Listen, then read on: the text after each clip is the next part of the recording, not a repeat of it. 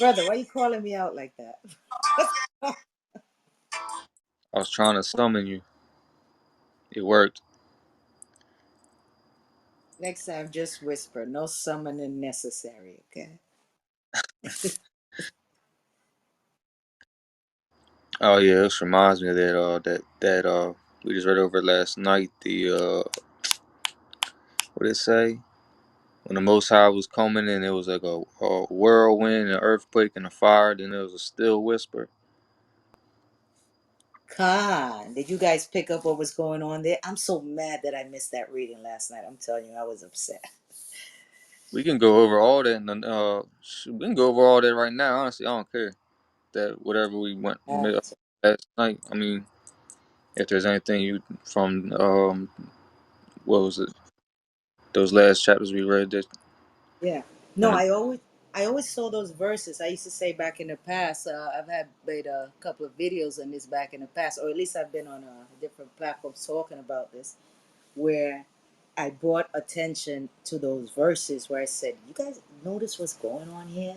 When Yah says, "And there was a great earthquake, but he was not. His spirit, his ruach, was not in that earthquake." There was a great fire. His ruach was not in that fire. You know, there was a great wind, like a hurricane, a wind, a great storm, and yes, his ruach was not in that. And I said, guys, are you guys notice what's going on? What's going on nowadays with all the artificial now? They can create windstorms, they can create clouds, they can create all these elements of stuff. They can create hurricanes in the ocean, just revving up with their whole laser and concentrated beams and their what they call them direct energy weapons, do weapons, and all this. And they told us back in 1992 that they can create storms. The only thing is they don't know how to control it and they don't know how to stop it. But we can see a lot of these storms. Even a few years ago, Japan was telling China when China was telling Japan. Remember 2011, March 11, 2011, when Japan had that 9.2 earthquake and they had that massive tsunami where hundreds of thousand people died. Not thousands, hundreds of thousand people died. People still unaccounted for till this day. Never forget, because that was my grandmother, may her soul rest in peace, birthday. And on that, when that happened, as going by and we're watching and everybody's checking, it's like me. Well, I was with those crews back then, like I'm checking weather storms and patterns all over the earth, right? And I was like, whoa, yo, listen, guys, all these things that happen. You see, they're using these weapons. We were warned that they have these weapons. They are starting to use these weapons, right? They're starting to use these weapons. So just paying the track attention. So then fast forward, I don't know if it was like 2015-ish, maybe earlier, somewhere around that time. China now, it was new, and I'm reading it, and it's like China now told Japan that they should bring a lawsuit against the U.S. because it was the U.S. that caused that 9.2 tsunami in 2011. And when I read that report from China, I'm saying, oh my gosh. So we, who they call conspiracy, all I do is sit down and read and study and calculate. I love to do it as a hobby. And yeah, when that was like a confirmation for me, like, yep. So studying this all these years, and now this scripture that when Yah says, yeah, it was a great earthquake, but it had nothing to do with me. It was a great story. It had nothing to do with me. That's what I think of. I think about the man-made control things that they're doing now. Uh, what they call it, cloud seeding. You know, places where they were dry, they have been putting clouds there, and they were doing that in desert areas in dry parched land, and they would shoot up the clouds and it seeds itself and it just starts growing and growing and growing, right? Because this is them. They're thinking, hey, okay, we yeah, there's drought on the land and drought on the earth. We now have the technology to cloud seed and create clouds, and they can expand and bring and they can do it in areas where it's their droughts are. But again, you can copy Yah, but you cannot. You can't control, yeah, you can't control his elements, because at the end of the day you're using his elements and the little bit of knowledge you have about his elements to do what you do. But yeah, like Yah says, I sit and I laugh at them. He's sitting literally laughing at them, like, look at them. I just gave them a little bit of toys and look what they're doing with them. They think they can go and wipe out my kids and think they can come and fight me and discover all my dark and deep secrets and places of. They think they can find all of that out with the little bit of knowledge I gave them. God, sorry, I can write on. But yeah, that's how I read that verse now. I see it like, what does yeah means when he says his ruach was not in that, like his spirit, like he had nothing to do with those. What does that mean?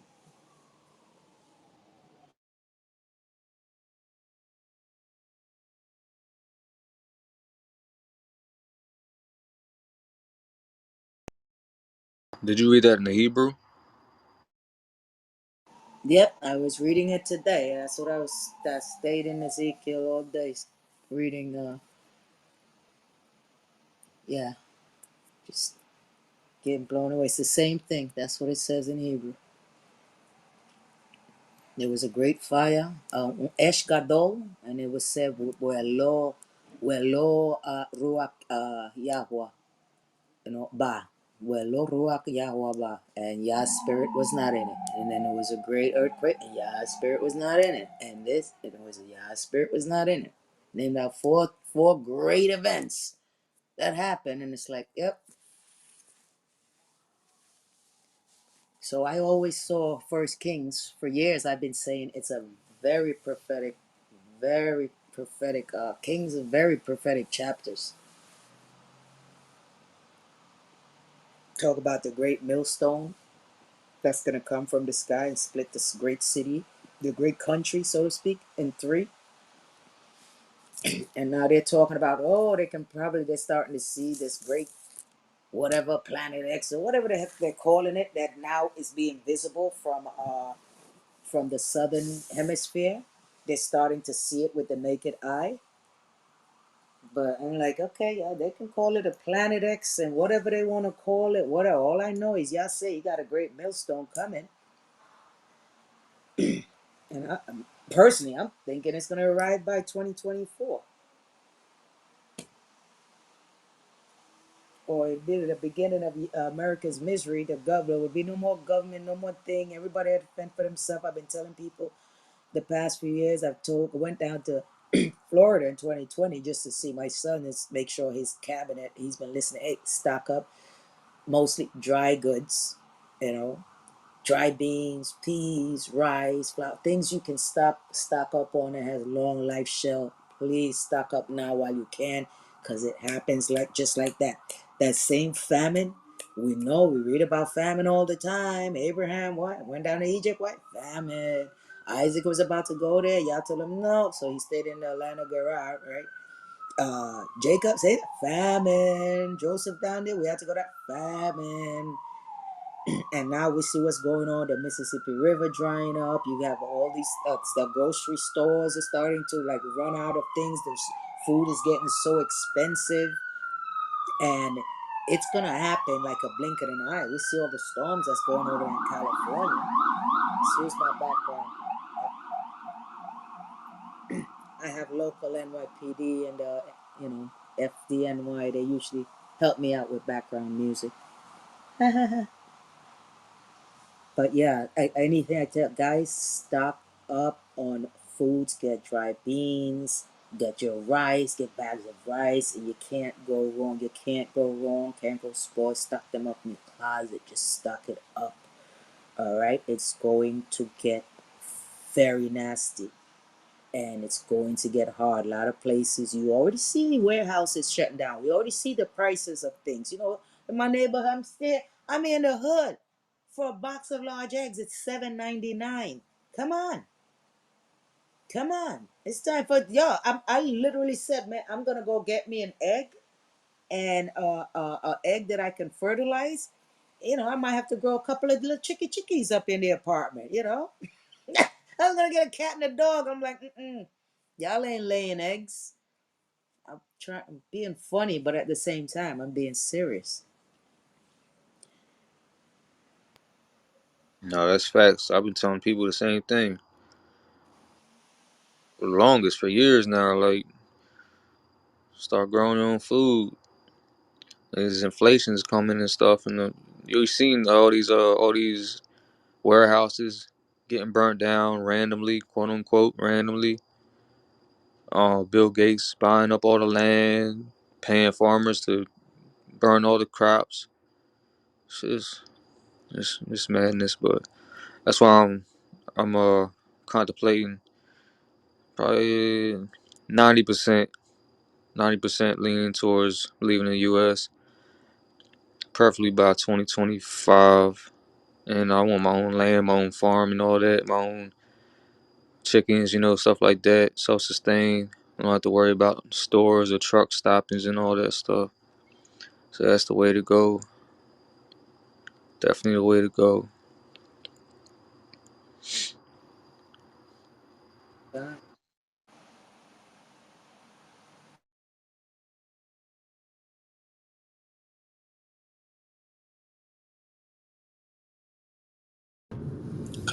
Hey brother Soul, you heard of this dude on YouTube named Locks, Zaylox 23? Nah, So what he did was he laid out the full blueprint of like the cost for him to go over there and build in Ghana, because I guess he's trying to build like a little. He got the video of like the carpentry and everything done over there, like people with the bulldozers. He bought like I think like half an acre of land, and he built the foundation in the whole crib, and I think he built it for like under 60 grand. And what he said was he built all of that so he can have like a village where he could like rehabilitate people, get people like on natural fruits and stuff like that, get them to farm and stuff. But long story short, he left from over there to come back over here because he realizes that inflation is going up, and by it going up, the dollar stretches further over there it looked in the matrix a little bit. than it does over here. So he said,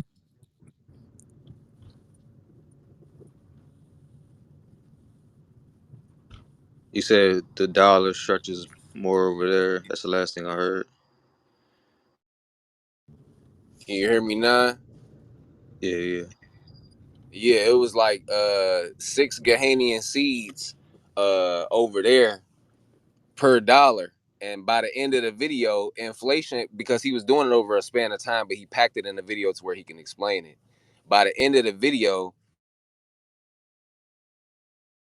he said inflation had went up to our one of our dollars is 9 Ghanaian seeds. So his money actually was stretching further over there per dollar. You know what I'm saying? Or something like that. And yeah, he basically was like he got it done for like under 60K. Foundation laid, roof. It was like a 2-story building, 2 plots of land. He paid the carpenters and everything. Like he laid it out pretty cool. And I actually want to watch it again because that's what I'm thinking about. I think what I'm gonna do is like I'm in Michigan now. I think what I want to do is I want to go to Arizona. I want to move to Arizona first, and then I'm gonna just kind of just like do my networking out there, stack some more bread, and then just go to Ghana, bro, or go over to Africa in general. But yeah, that's where it's at. Con. Yeah, man. Sound like a good plan. The money definitely stretches better over there. So I heard, where was it? Like a six, I forgot what country it was at. It was somewhere over there. Like a $36 steak here is like would be the equivalent of $6. Like if you bought it here versus over there, so you a sixth of the cost. So you're basically 6 times buying power, depending on what you get. But I think it was YVO told me that because me and him was talking about that also. He had like 5, 6 people on the Ivory Coast of Africa, and we was talking about the same stuff, like pulling our resources together and building a community, a Torah community. They were trying to settle on the Ivory Coast. Um, I was thinking, I mean, Ghana sounds good too, though. I ain't gonna lie, I've been hearing a few people, like 2 or 3 people, like the last week or two, mention Ghana. So shit, that'd probably be a good spot too. And if you have a business, especially if you have a business over here, and you can just have passive income, or and money just funneling over there, man, you're good.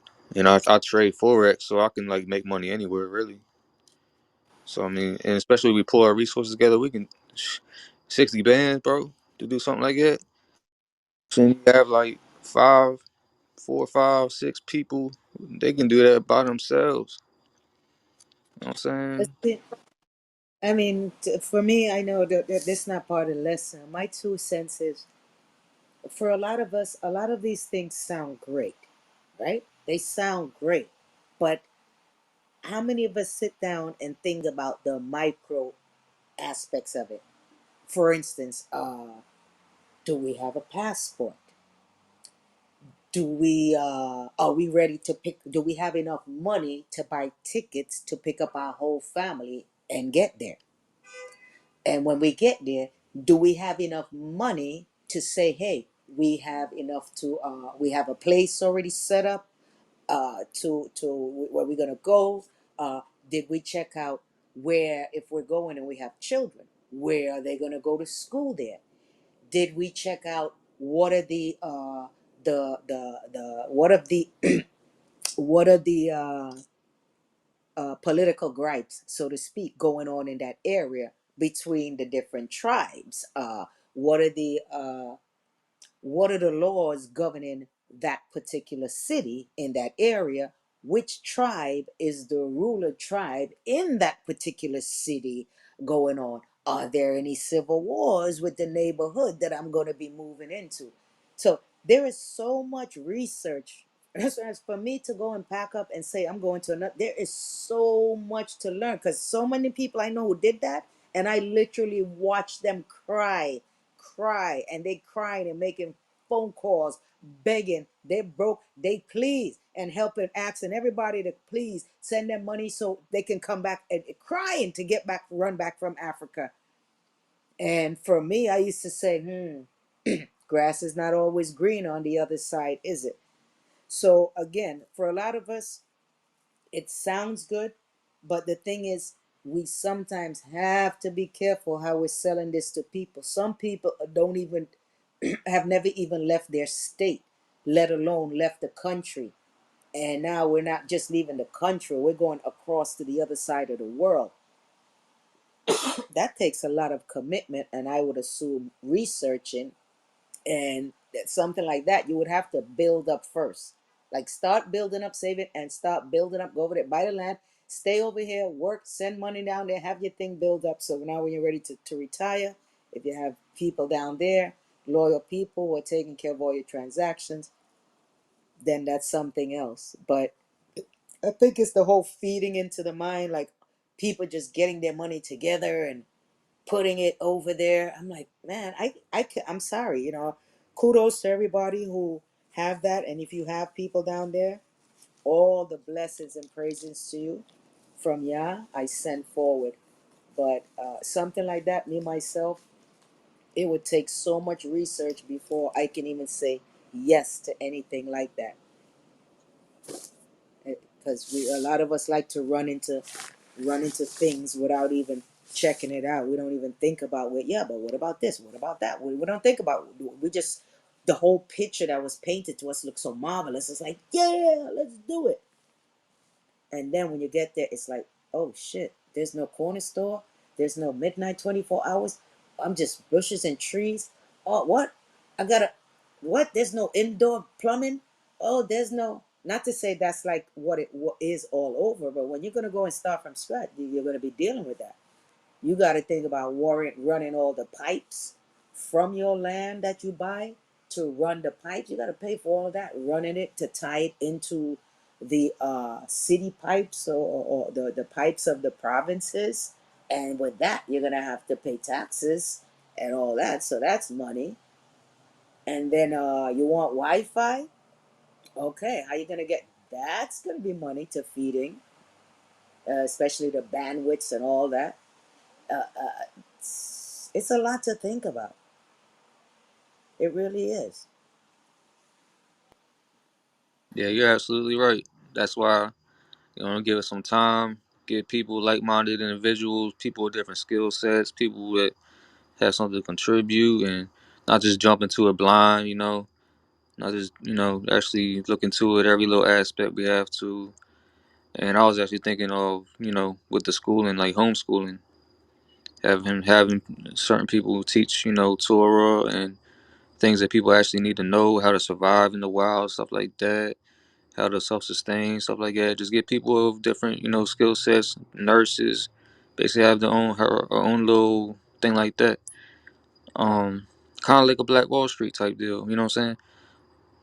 But yeah, you definitely gotta know the area, and you don't want to walk into a blind. Yeah, that wasn't really the plan, but it is something that I am gonna do.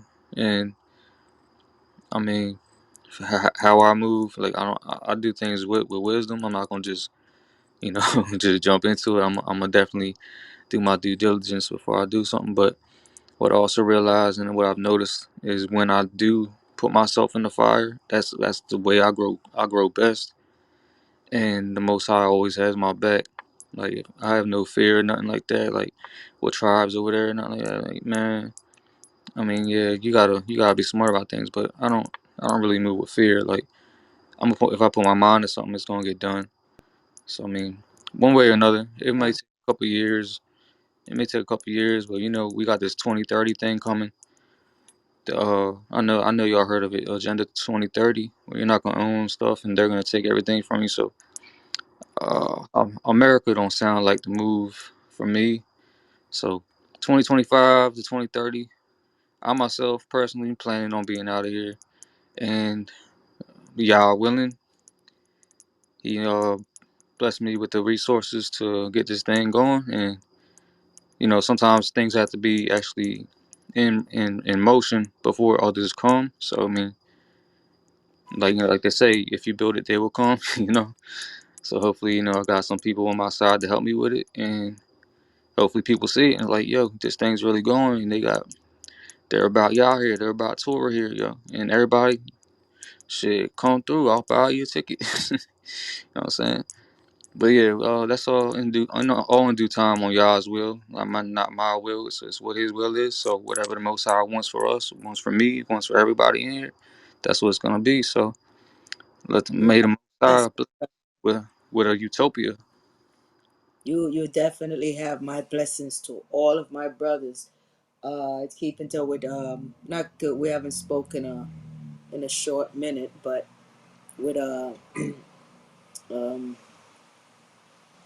what's his name, Hebrew over there, Prince. So he's got a new name now, so I don't Mighty, want to butcher mighty. his name.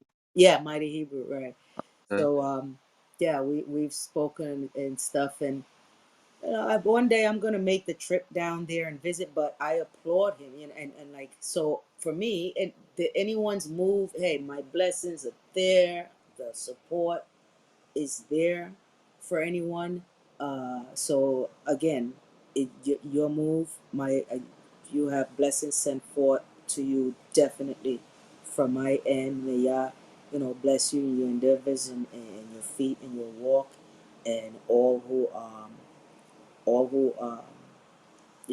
who take the path, that path. All I can do is wish best, right, for our people. So yeah, definitely you have my blessings. Yeah, on that.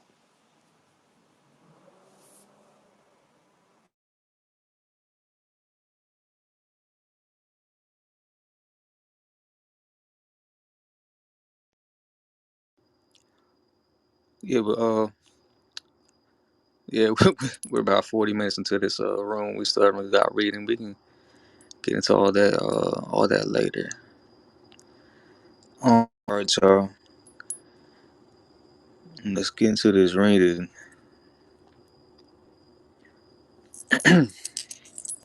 Where's my sword at? We're reading now. What happened? Where are we at? We're in Second Kings now. The beginning of Second Kings.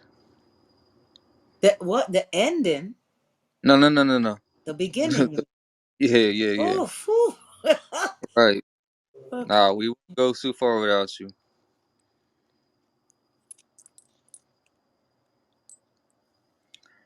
All right.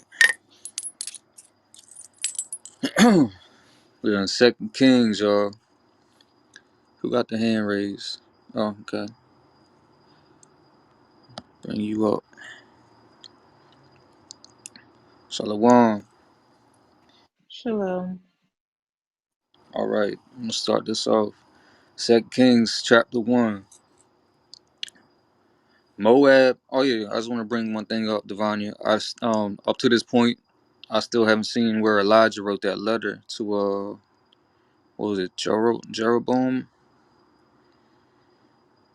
But he hasn't ascended, quote unquote, ascended yet. So I don't know if it's coming up now. No, nowhere. But actually, what I read today, what I was reading today, I don't know if we're somewhere in 19 or 20. Uh, but I did read where that's when I think it was Ben Hadad, Hmm. uh, was sending letters back and forth. He was sending letters back and because it's like three different territory, so it's like they send messages. We didn't have mailboxes and stuff back then. But what I was reading going on during the same time, during the same Elijah time, letters were being sent back and forth. So I didn't get to finish 21, but I just want to say that, yeah, I was reading about letters being sent back and forth from yesterday's by the end of First Kings chapter 1. So it doesn't prove the Chronicles, but it does mention the letters going back and forth. So now all we have to do is tie it in where that one letter got to that one king.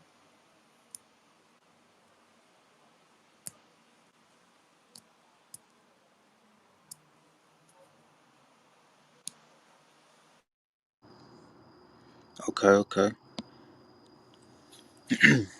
All right, I'm gonna get started. All right, Second Kings chapter 1. Moab rebelled against Yasharal after Ahab's death.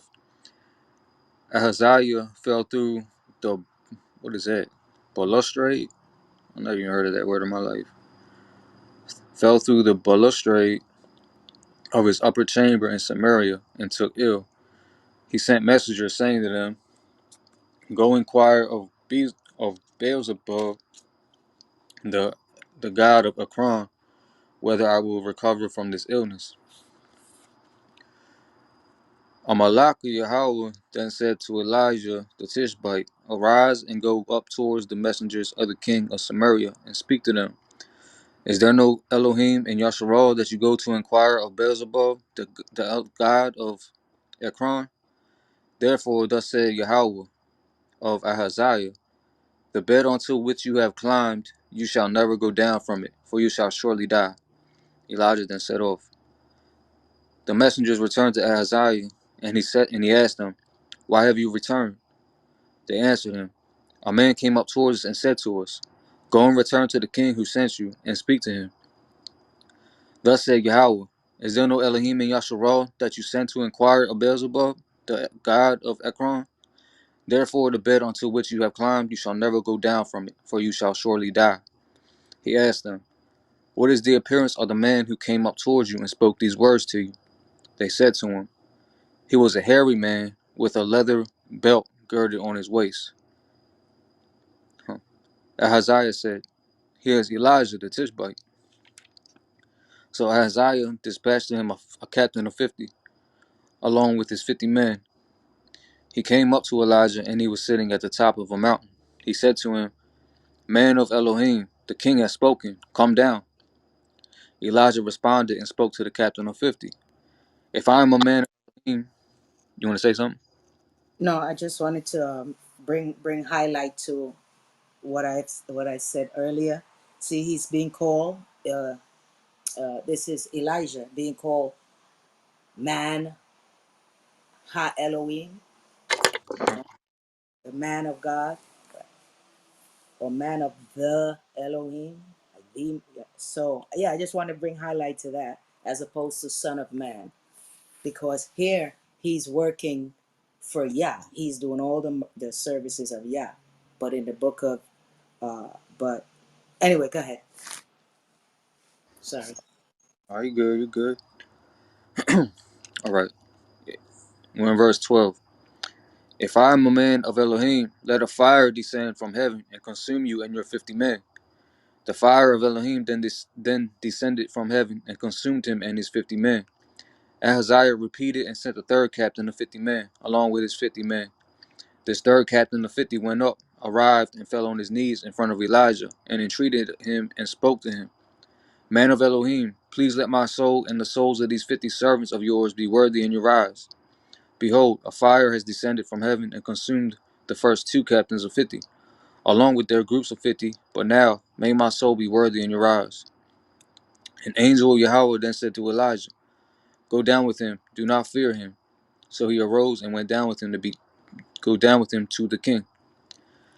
Elijah said to Ahaziah, thus saith Yahweh, because you sent messengers to inquire of Beelzebub, the god of Ekron, is there no Elohim in Yasharal of whose word to inquire? Therefore, the bed into which you have climbed, you shall never go down from it, for you shall surely die. Ahaziah died, in accordance with the word of Yahweh that Elijah had spoken. His brother Jehoram reigned in his place, in the 2nd year of Jehoram, son of Jehoshaphat, king of Judah, for Ahaziah had no son. The rest of Ahaziah's deeds that he did, behold, they are recorded in the book of the Chronicles of the Kings of Yasharal. Chapter 2. Yup, you're right, Hazel, 3 times again. And when Elijah resurrected that boy, he spread over him 3 times also. That's 3 all over. Hold up, my connection's messing up. Oh yeah, shalom to the room though. Jerron, KP, Face, Scattered, Menelec, everybody. Shalom. Alright, chapter 2. It happened when Yahweh took Elijah up to heaven in a whirlwind. Elijah went with Elisha from Gilgal. Elijah said to Elisha, please stay here, for Yahweh has sent me to Bethel. Huh.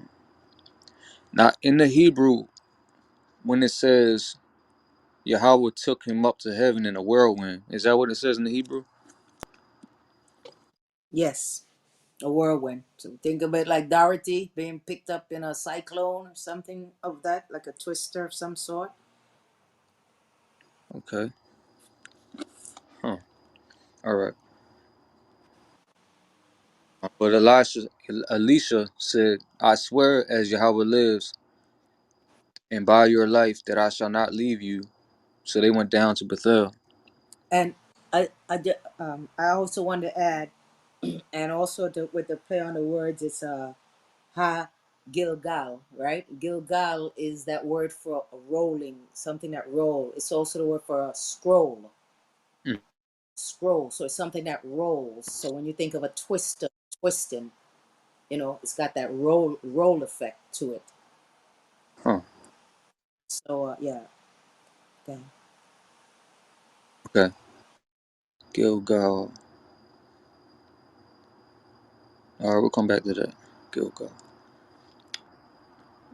The prophet's disciples who had been in Bethel came out to Elisha and said to him, did you know that today Yahweh is taking your master from upon your head? He said, I know also. Be silent.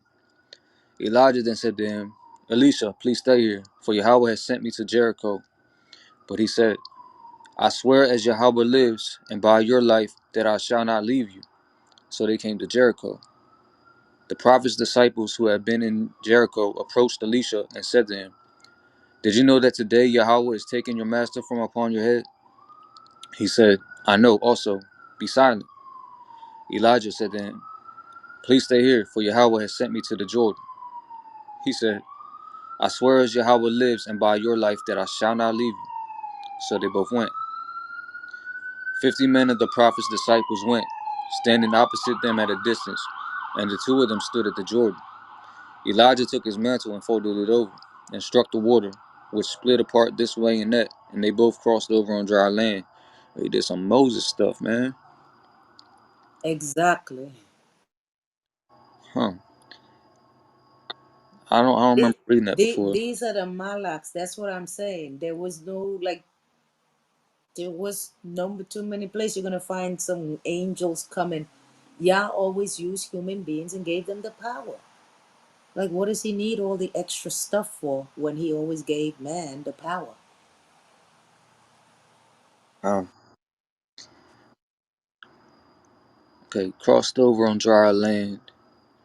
As they were crossing, Elijah said to Elisha, request what I should do for you before I am taken away from you. Elisha said, may twice as much as your spirit be mine.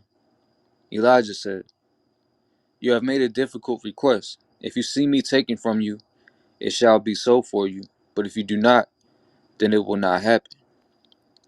As they were So walking, yeah, you good. sorry, so I wanted to say so what we're learning here with Elijah is just like our great forefathers, Abraham, Yitzhak, Jacob, Moshe. Yah took them up on a mount. They always knew when they were going to die because Yah always made sure they get to pass on the blessings and stuff before they die. So that this is another case here with Elisha as the understudy of following him around everywhere he goes. It's because if we go back to the chapter before, Yah had already sent Elijah and told him, uh, Elijah, right, Eliah, and told him to anoint Elisha. So Elisha is to Elijah as Joshua was to Moses. True. But here, what you just read, he's asking for a double portion. And we're going to find out he got exactly that. He did twice as much miracles as Elijah did. Yeah. Hmm. Okay, okay. All right, he said, you have made a difficult request. If you see me taken from you, it shall be so for you. But if you do not, then it will not happen. As they were walking and conversing, behold, a chariot of fire and horses of fire appeared, and separated between the two of them.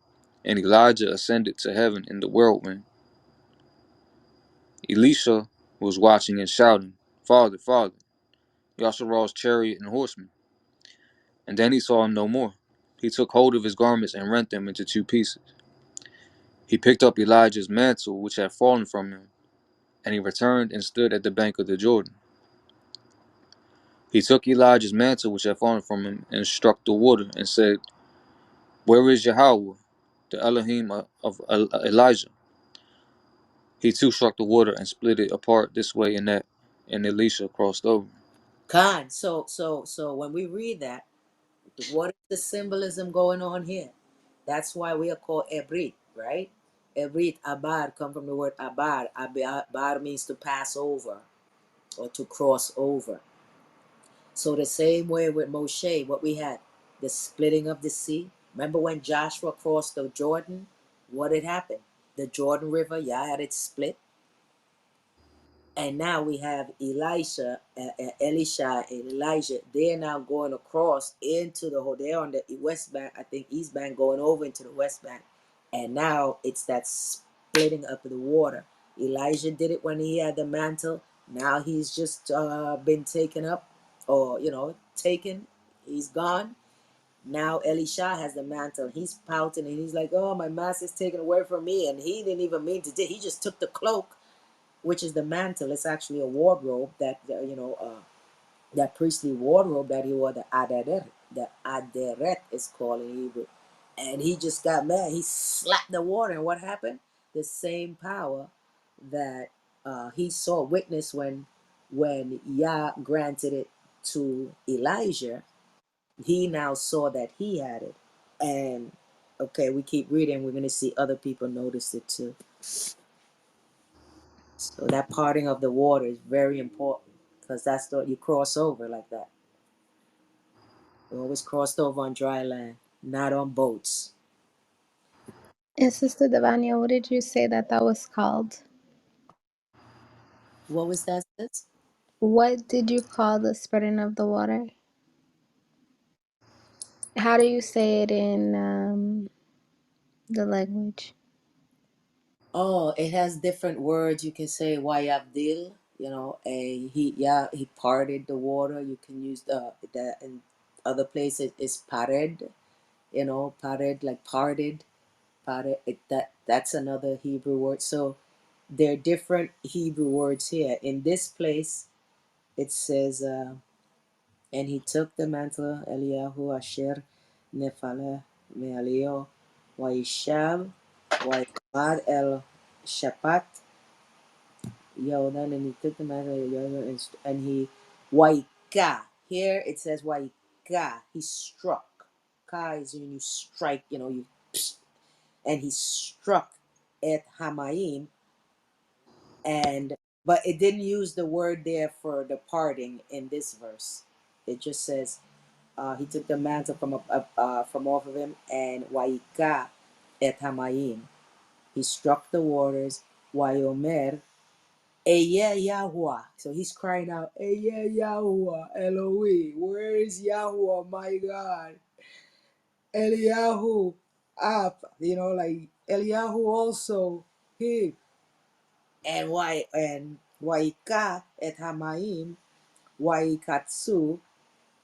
Oh, here's the word, right? Katsu. So it did mention it down below. So that's another word for katsu is when you're splitting something in half. So waikatsu. The Hebrew word is the number is 2673. If you want to look 2673. Strong's two at H2673. Yeah, that's the word that's used there for parting. But in Genesis it's badil. Here it's katsu. Cats.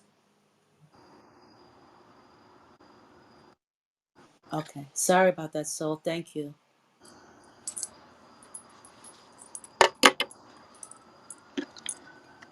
All right, all right.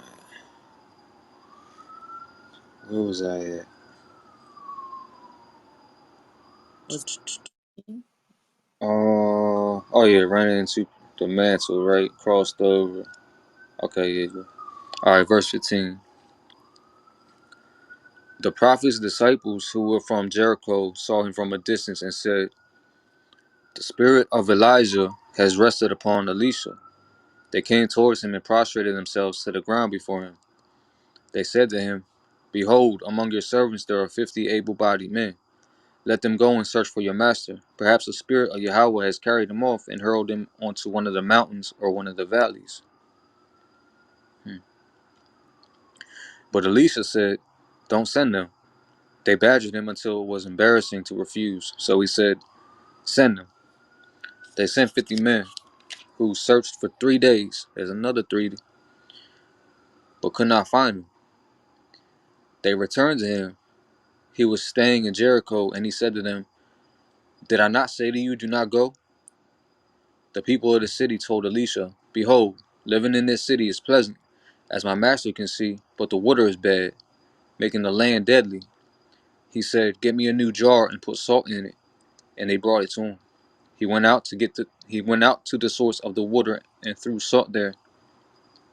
And he said, "Thus saith Yahweh, I have cured this water. There shall no longer be from it death and bereavement." So the water became cured until this day, like the word of Elisha that he had spoken. He went up from there to Bethel.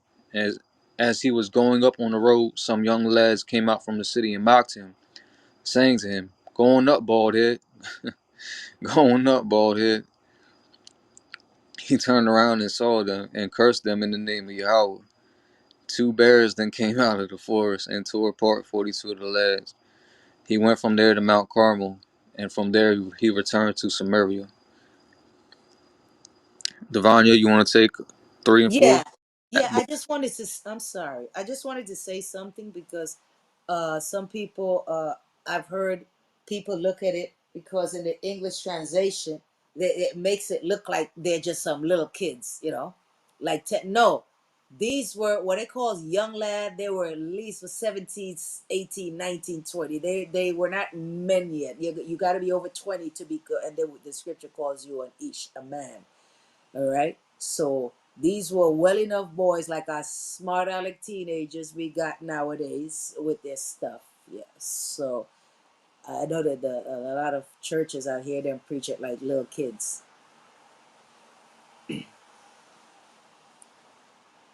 So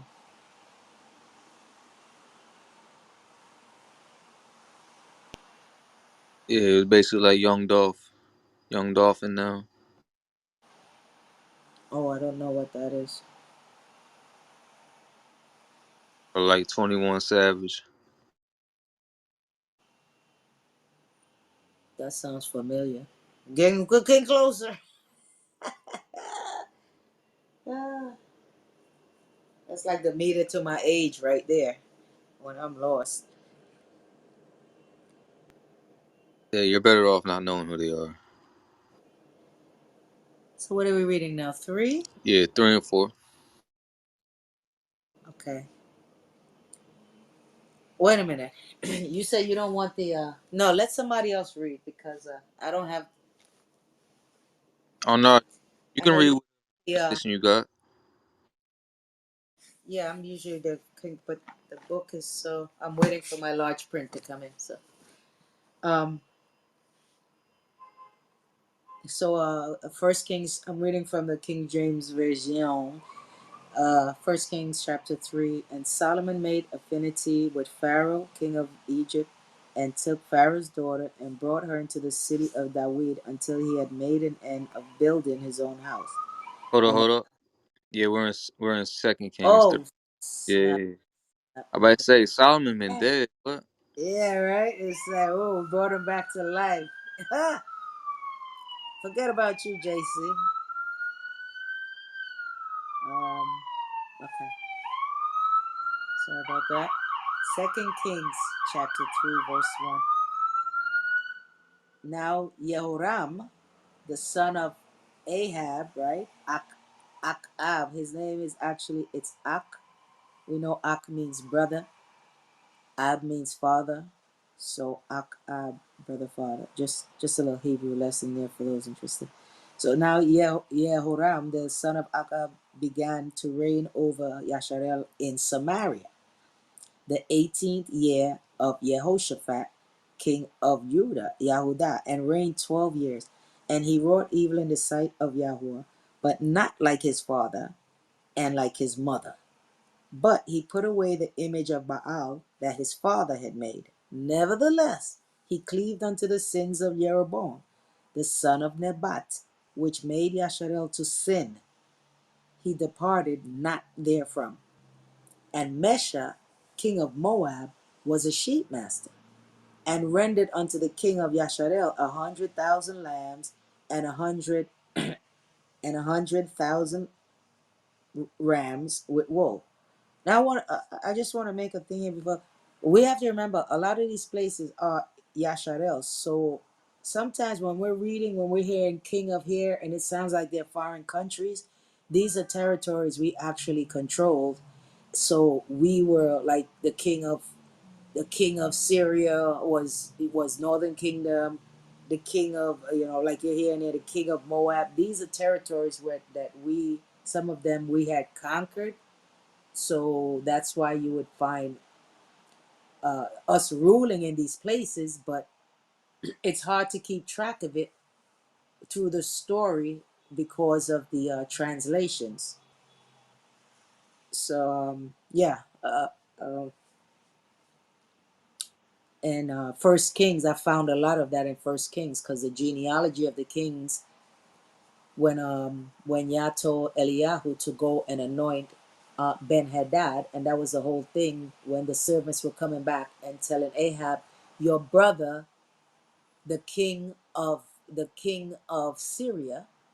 I used to always read that like, what's going on here? What do you mean, the brother, the king of Syria, brother, the king of Syria? But then you go and check the genealogy, it's like, oh shoot, we were owning this territory. David had already conquered all of these, so we had the northern kingdom. They were king of Assyria and king of a lot of these places where all these enemies are there now controlling wherever they're. So yeah, just wanted to bring that out. So where we at? We're gonna go to verse 5, right? But verse 5, chapter 2 Kings chapter 3 verse 5. But it came to pass when Achab was dead that the king of Moab rebelled against the king of Yasharel. The king of Yehoram went out of Samaria at the same time and numbered all Yasharel. And he went and sent Jehoshaphat the king of Yehudah, saying, the king of Moab hath rebelled against me. Wilt thou go with me against Moab to battle? And he said, I will go up, and am as thou art. I am as thou art, my people, as thy people, and my horses, thy horses. And he said, which way shall we go up? And he answered, the way through the wilderness of Edom. Mm-mm. Sound like wilderness trek all over again, right? So the king of Yasharel went, and the king of Yehudah, and the king of Edom, and they fetched the compass of 7 days' journey, and there was no water for the host, for the cattle, that followed them. Now, let's be real now, guys. Do we really think they're going to war and they're taking cattles behind them? Cattles are not horses. Cattles, they sit and graze. These are grazers. So here it is. Do we really think it's cattle or is it people? Right? Talking about the troops behind it. So we could go. And the king of Yasharel said, alas, that Yahweh had called the three kings together to deliver them into the hand of Moab. People. Khan, it's people. It's people. Uh, verse 11. But Jehoshaphat said, is there not a prophet? Let me read verse 10 again. And the king of Yasharel said, alas, that Yahweh had called the three kings together to deliver them into the hand of Moab. All right? Moab getting cocky. But Jehoshaphat said, is there not a prophet of Yahweh that we may inquire of Yahweh by him? And one of the king of Israel's servants answered and said, here is Elisha, son of Shaphat. Here's Elijah now. Right? Elisha, the son of Shaphat, which poured water on the hands of Elijah. Eliah. Right? So we know and that. And Yehoshaphat, verse 12, and Yehoshaphat said, the word of Yahweh is with him. So the king of Yasharel and Yehoshaphat and the king of Edom went down to him. Now remind you, it looks like it's not another territory. We're controlling these territories at this time. So the king of Edom is a king. It's one of our kings ruling those territories that we'd already controlled, that David took over. And Elisha said, Elijah's understudy. And Elisha said unto the king of Yasharel, what have I to do with thee? Get thee to the prophets of thy father, basically in the northern kingdom, and to the prophets of your mother. And the king of Yasharel said unto him, nay, for Yahweh had called these three kings together to deliver them into the hand of Moab. And Elisha said, as Yahweh of hosts liveth. In Hebrew it would read Kai Yahweh Sebaot.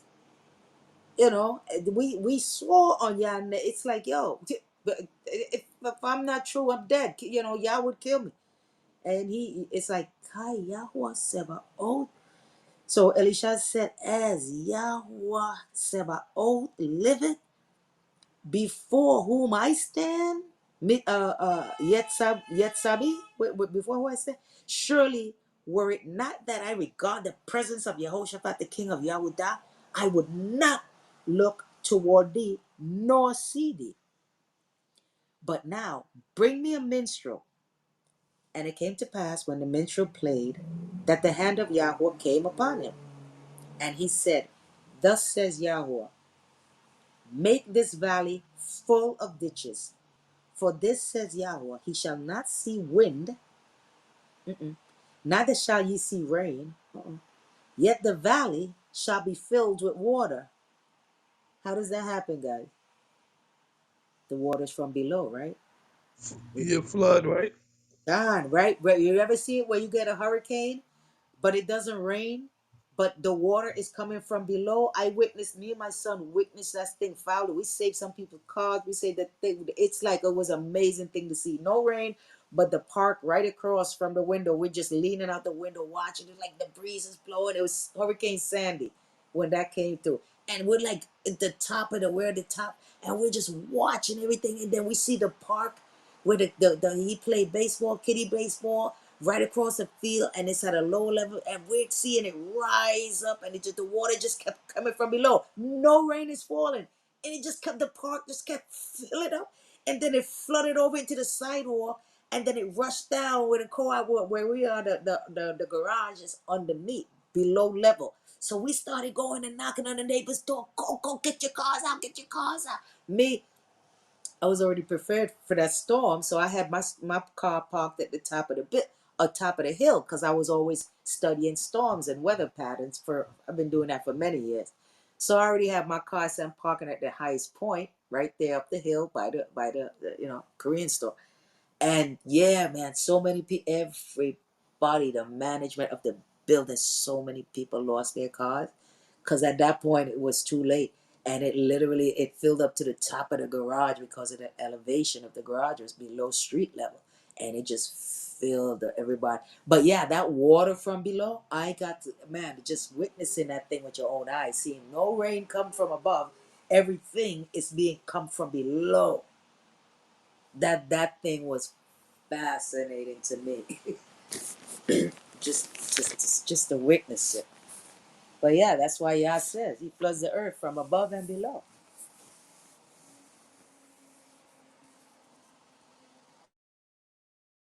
How you?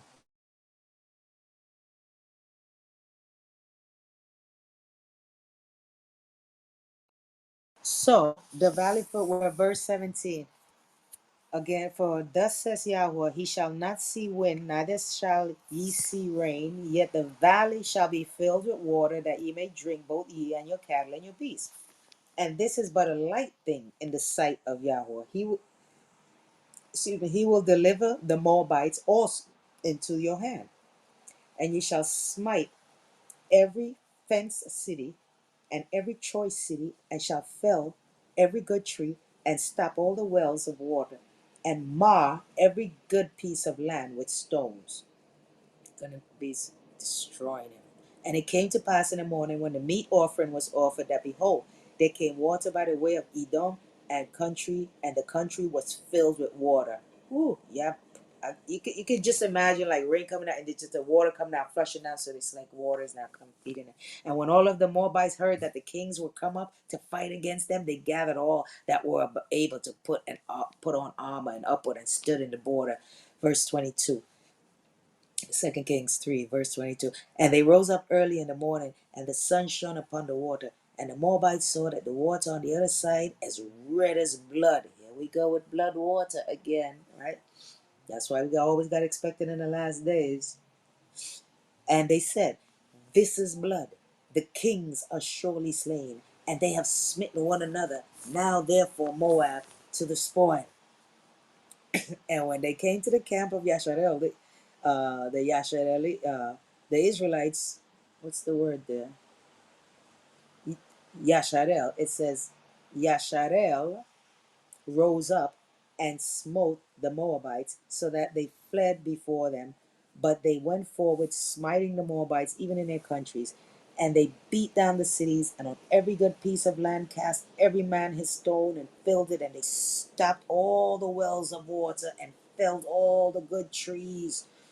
Meaning they killed all of their top generals and everything else. So only in Kir-Karaset left they the stones thereof. Howbeit the slingers went about it and smote it. They was just chopping everything. They don't get. And when the king of Moab saw that the battle was too sore for him, he took with him 700 men. that drew swords to break through even unto the king of Edom, but they could not. Then he took his eldest son that would have reigned in his stead and offered him for a burnt offering. Okay? This the king of Moab. He offered up his son, his oldest son, for a burnt offering upon the wall. And there was great indignation against Yasharel. And they departed from him and returned to their own land. So again, this king here, who was a king of Moab, he was actually a northern kingdom king ruling in that land at the same time. Hmm. And people like basically left him like, yo, bro, you on your own now.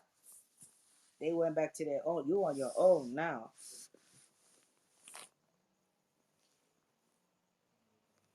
So all the places we were when we were under Moab for what 18 years, in all these different kingdoms, we just adopted all their customs and then we became them. That's why y'all kept saying, drive them out of the land. Drive them out. Don't none of their customs. I gave you laws. Keep this guy straight on these things. Because if you don't, you're gonna end up doing the things of the law of those countries. Don't do drive them out of the land. You don't want nobody whispering, hey, we used to do this and hey, this is how my people did it. You don't want none of that. And yeah, yeah, we just kept falling and falling. And we keep reading in Hebrew, you know what Yah calls us? Nephilim. That's what Nephilim is. Nothing spooky about it. No angel Fallen. sky. It just means fallen. Nephilim. Fallen ones. Yeah, we fell Oh, from it doesn't we mean the fell. giants of No, Genesis. Oh, no. That giant in Genesis back then, during the time of Noah, them, during that time, they were the children of Yah, just like you would see Yasharel fall, and he called us Nephilims. That's what you are. When you fall, that's the Hebrew word. Nephilim. Ne in front of the Phelim, the Phalim, is we fell or we are falling. We are fallen one. We're basically we are fallen ones. Or he, the ne in front also can mean he, but it's like a he or we. We are fallen. Or we're fallen ones. So yeah, that's what they were. That was like the children, the chosen seed that we read all the way back. They started messing with all the other seeds that were not chosen and that were doing the same thing Israel did. Is what the chosen children of Seth was doing before the flood, and they did exactly what Israel did. Started doing the same thing, breaking the laws, and they became Nephilims, the fallen ones. And when we fell and Yah kicked us out, he called us the same exact word, Nephilims, Israel. Oh, how have you become Nephilims? We fell from the Lord. We fell from grace. We fell from. In other words, we're no better than Adam and Eve. Actually, we're Mm. worse. We're worse.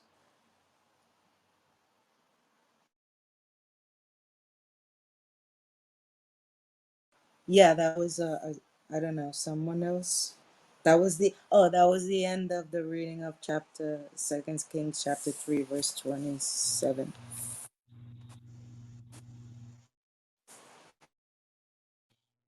Who next?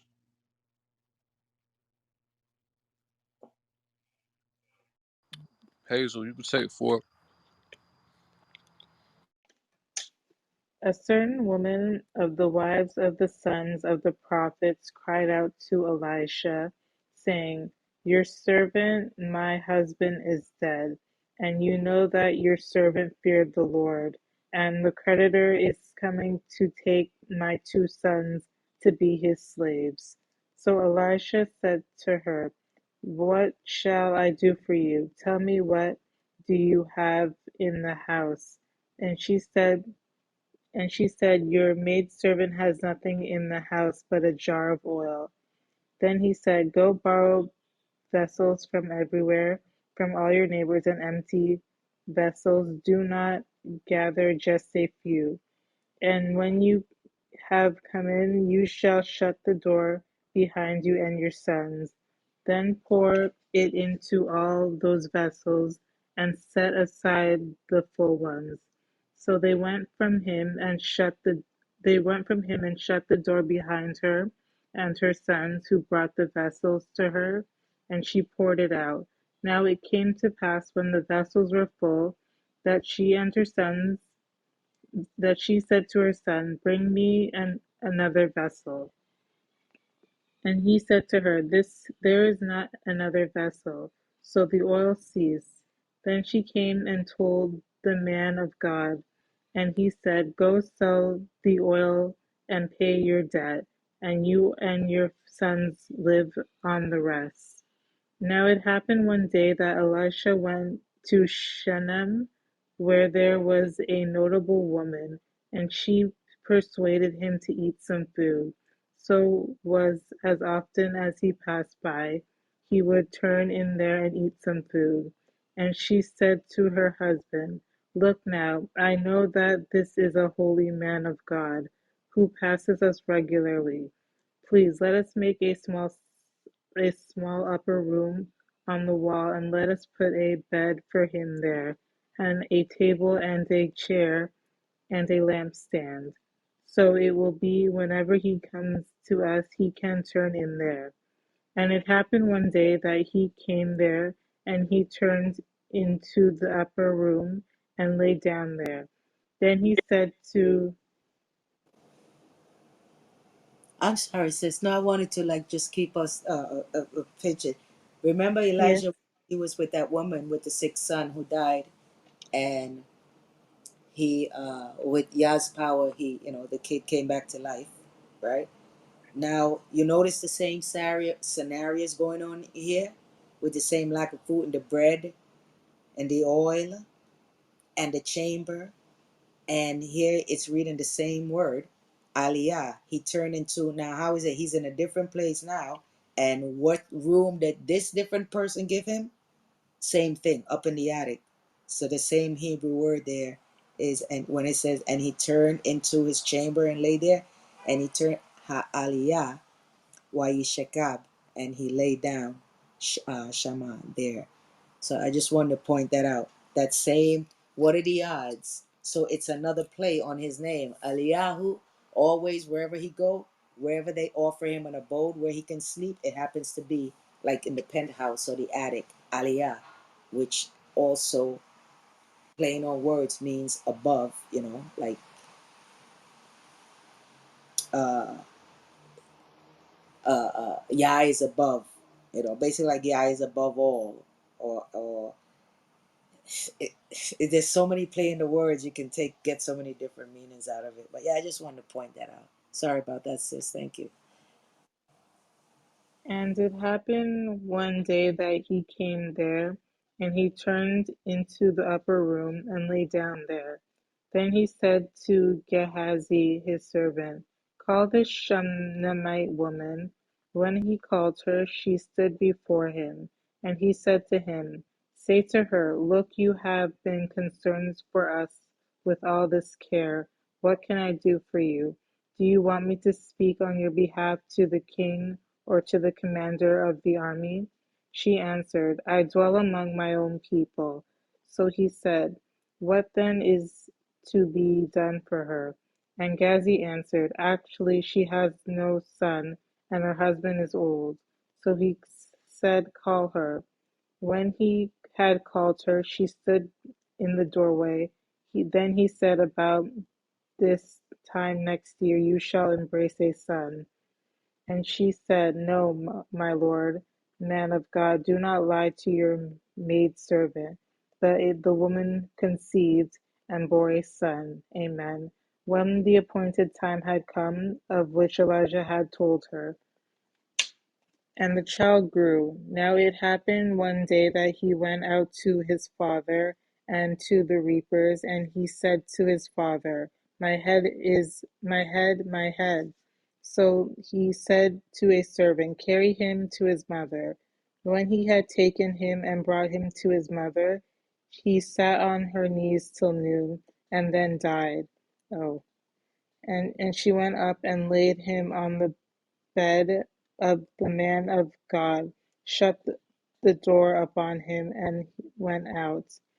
Then she called to her husband and said, please send me one of the young men and one of the donkeys, that I may run to the man of God and come back. He said, why are you going to him today? It is neither the new moon nor the Sabbath. And she said, it is well. Then she saddled a donkey and said to her servant, drive and go forward. Do not slacken the pace for me unless I tell you. And so she departed and went to the man of God at Mount Carmel. So it was, when the man of God saw her afar off, that he said to his servant Gehazi, look, the Shunamite woman, please run now to meet her and say to her, it is well with you. Is it well with you? Is it well with your husband? Is it well with the child? And she answered, it is well. Now when she came to the man of God at the hill, she caught him by the feet. But Gehazi came near to push her away. But the man of God said, let her alone, for her soul is in deep distress, and the Lord has hidden it from me, and has not told me. So she said, did I ask a son of my Lord? Did I ask a son of my Lord? Did I say, do not deceive me? Then he said to Gehazi, get yourself ready to take my staff in your hand and be on your way. If you meet anyone, do not greet him. And if anyone greets you, do not answer him, but lay one staff on the face of the child. And the mother of the child said, as the Lord lives, as your soul lives, I will not leave you. So he arose and followed her. Now Gehazi went on ahead of them, and laid the staff on the face of the child, but there was neither voice nor hearing. Therefore he went back to meet him, and told him, saying, the child has not awakened. Then Elijah came into the house. There was the child lying dead on his bed. He went in therefore and shut the door behind the two of the men, and prayed to the Lord. And he went up and lay on the child, and put his mouth on his mouth, his eyes on his eyes, and his hands on his hands, and stretched himself out to the child, and the flesh of the child became warm. He returned and walked back and forth in the house, and again went up and stretched himself on him. And the child sneezed 7 times. And the child opened his eyes, and he called Gehazi and said, call this Shunamite woman. So he called her. When she came in to him, he said, pick up your son. So she went in, fell on his feet, and bowed to the ground. So she picked up her son and went out.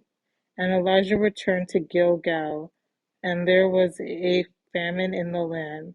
Now the sons of the prophets were sitting before him, and he said to his servant, put on the large pot and boil stew for the sons of the prophet.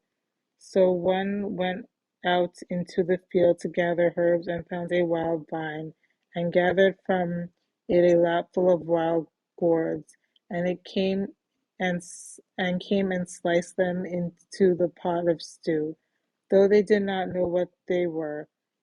They served it to the men to eat. Now it happened, as they were eating the stew, that they cried out and said, man of God, there is death in the pot. And they could not eat it. So he That's said, mushrooms. I'm sorry for cutting you off, sis, but no no, problem. we eat like mushrooms, right? But there's some mushrooms that are poisonable, or certain plants. And imagine in this scenario which they're painting, there's hunger, there's starvation. Yeah, it's been a drought. So anyway, you see vegetation. So what it said is they went and started, now when rain started coming, they're seeing things start to grow. For them, plant is food. So when this guy is making the pot, that's what was going on there. But thank God, praise Yah that somebody was smart enough to notice it by the taste. Like, hey, what the heck? This can kill us all. So yeah, I just want to point that's how you know the dramatic thing of just you're so starving. It's like you're just picking things and just we're just cooking and eating. So thank you for So he said, Then bring some flour. And he put it into the pot and said, Serve it to the people, that they may eat. And there was nothing harmful in the pot. Then a man came from Baal Shalisha and brought the man of God bread of the first fruits, 20 loaves of barley bread, and newly ripened grain from his knapsack, and said to him, And give it to the people, that they may eat. But his servant said, What shall I set this before 100 men? He said again, Give it to the people, that they may eat. For thus says the Lord, They shall eat and have some left over. So he set it before them, and they ate and had some left over, according to the word of the Lord. Chapter 5. I got a question about because people say that mushrooms are unclean because they're not a herb or something. Is that true? well, you have different types of mushrooms. You have mushrooms out there that they're psychedelic. You have mushrooms that they're edible, but you have mushrooms that are psychedelic. You have mushrooms that are very poisonous, very poisonous. That one bite you swallow it, that's it. There's no, you're dead. So if you're out there in the wild, anybody, and it comes out to food, study, because mushrooms grow wild. We know that. So study mushrooms and know at least if you go in the wild, you would know uh, which ones are edible, which ones are not. And for the most part, a lot of them are not edible. Yeah, okay, because some people were saying like all of them are unclean, like even the portobello or the usual ones that people use. Then they were using like Genesis 1:28 to say because they weren't herb bearing seeds that we're not supposed to eat them or something like that. Uh, Can we go? You can't argue with that. I would never argue with them with that. I agree with that. Yeah, since I gave things and everything has a seed, and then we're supposed to eat things with seed. So, and it just coincidentally now that we're in this GMO stage in life, in the cycle of life, that a lot of the fruits because of their technology, they're making seedless everything, seedless everything. And Yah said, no, I get the fruits with seeds in it. So me, if they say seedless grapes, no. Do you have any grapes with seeds in it? Yeah, I want fruits with seeds in it. I don't want the seed because Yah said I gave you fruits and everything with seeds in it, and they reproduce and they reproduce because everything else. And now it's making sense because they're giving us fruits without seeds now. It's for our convenience because they're altering the DNA and they're adding even GMO. They have human DNA now in a lot of the fruits and plants that we eat because it was approved by the FDA with Monsanto. Sure, I don't know what back in I think I 2000. seen a video of that. Yeah, they're allowed to have human DNA in all foods. New York passed the law now where your body, well, not just New York, they have the law now where your body is compost. You don't have to bury your body. You don't have to set up for a funeral anymore. And if they made it a law now, that means they have been doing it. They have the law now where your body can be used as compost. Look up compost death or compost burial or whatever you want to call it. They have made it a law. You can donate your body and your body is used as compost. And I'm like, listen, when we had dead bodies in the scripture, what did y'all say? No, you got to take them out of the city. Out there, there is a place for all of that stuff. I don't want to eat an apple with a compost is human DNA. I'm sorry. Is it just me? Is it just me? No, Somebody? no, they on a high wicked level right now, and I already know the funeral homes are very dirty and corrupt. We already know what they doing already. Bro, it's a law now. It's a law. Your dead body can be used as. I know they had on the driver's license. I've been telling people for well over 25, 30 years, maybe. Do not check off that box on the back. Do not donate, because if you get, you as a black person, you get into any kind of accident and all that, you think they're going to try and save you? No. If your liver and everything is a match to a rich person, say goodbye. C'est la vie. So I've been saying that for decades now. But and now we're seeing, man, listen. But praise God, we're waking up. How you doing, Michael? Good to see you, brother. Fine. I've been fine. How you doing, Sister Divania? I'm well, brother. I'm very well. Thank you for asking. Excellent bill you and I had the other night. I really enjoyed that. All praises.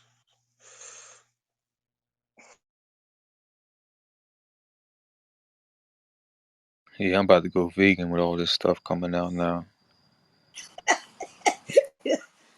Listen, Ew. I'm not no dead bodies. Even from a third person point of view, no, I'm good. yeah, yeah, because in the script, Brother showed me. go ahead, brother. A brother shared me a video of what they really doing to the bodies, and what they really doing to the bodies is ridiculous. And they scheming and scamming and all this stuff. After you, they leave it in the casket, and then when you leave, they take it out and just throw it in the grave like it's trash. Like, what type of people are those?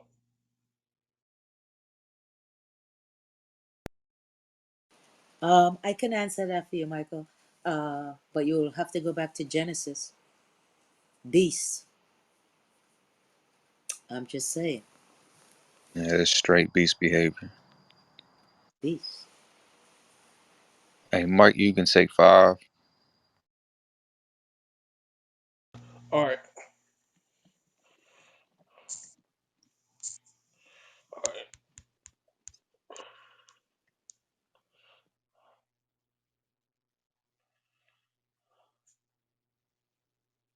right.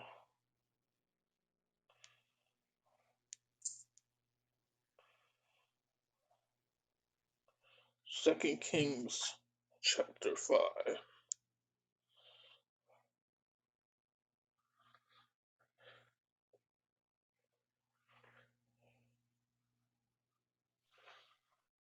And Hey, they, oh, I'm sorry. Just wanted to let you guys know. Remember, we still dealing with a Israel person who's dealing this. So now we start to understand this character when we start this chapter. Naaman, captain.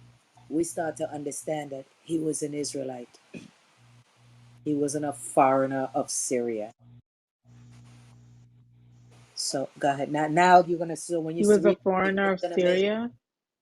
he was, well, that's how they always, it says that the first verse, the captain of, Mhm. of Syria, of the army. But the king of Syria at this time was an Israelite. This is the northern kingdom that was Your mind ruling that says territory. the commander of the Syrian army. He was the commander of the Syrian army. Khan. Nick, So nah, Khan. So and I like all these years, I'm just like realizing now, especially, it's like, whoa, man, we're still dealing with the Northern Kingdom here that were ruling these territories. So now we can understand that Naaman is a captain. He's an Israelite, and he's a captain of the king there, or the Syrian king. The Israelite king up there in northern, the Northern Kingdom. So yeah, now you can make sense why the whole Yah dealt with him and curing his old the leprosy. But anyway, mhm. before I get too far, but okay, I'm mute. All right. Naaman, the commander of the Syrian army, was highly respected and esteemed by the king of Assyria because through Ammon, the Yahweh had given victory to the Assyrian force. He was he was a great soldier, but he suffered from the dreaded skin disease. Verse Now, I'm 2. sorry. And I don't mean to interrupt there. This is the stuff. In that verse, it says, because with him, Nathan Yahuwah Tishua, salvation. It says, with him, because of him, Yahuwah, it mentions Yah's name, gave deliverance to Aram, to Syria. So that key word there, it's very plain in Hebrew, but it doesn't read out like that. I don't know. Did it read out like that to you guys? mine says dread skin disease. Dreaded No, skin disease.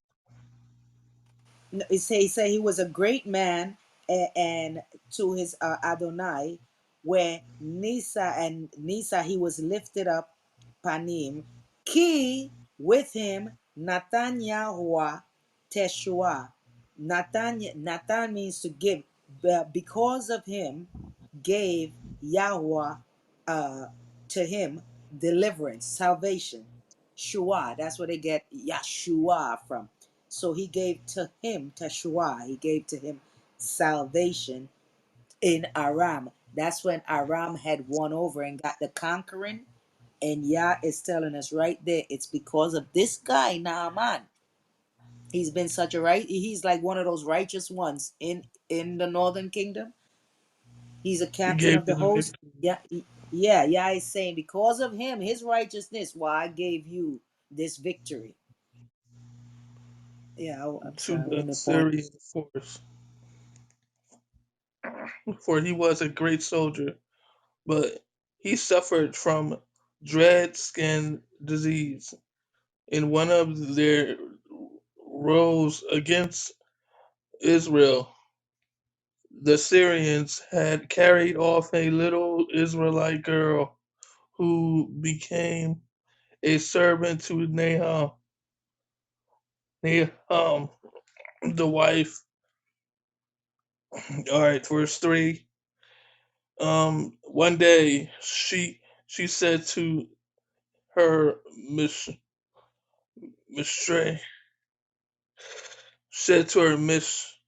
mistress, I I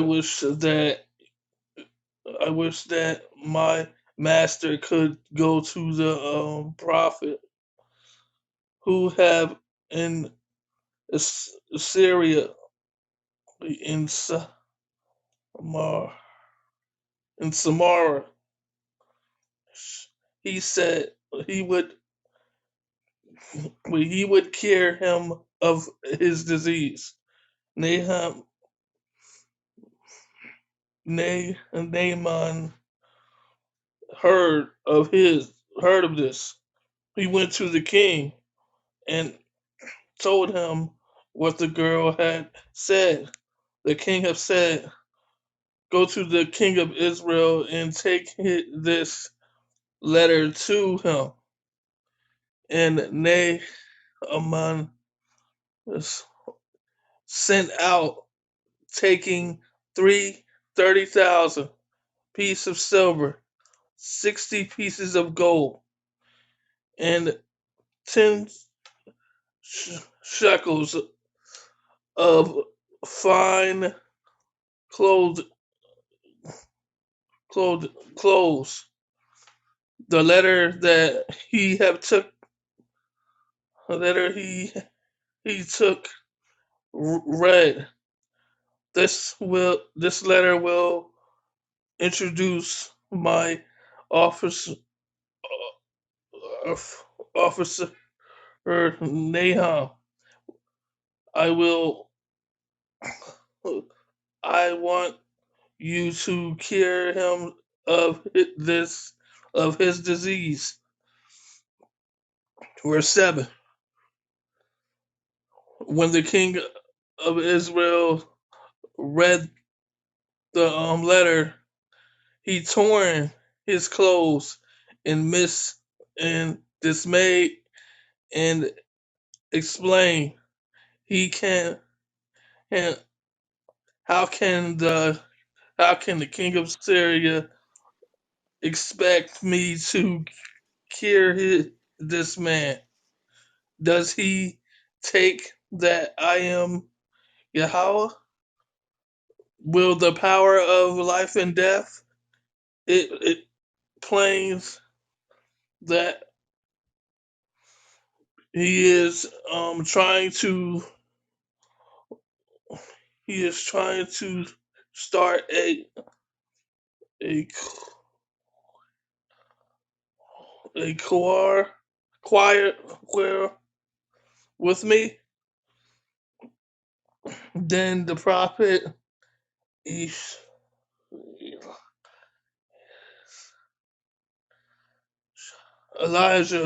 prophet Elijah heard what had happened, and he sent words to the king. Why are you so upset? You send the man to me, and I showed him that there is a prophet in Israel.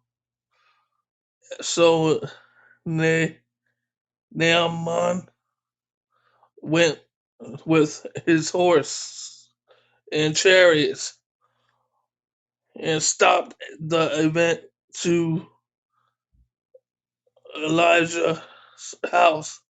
And Elijah sent a servant out to tell him to go and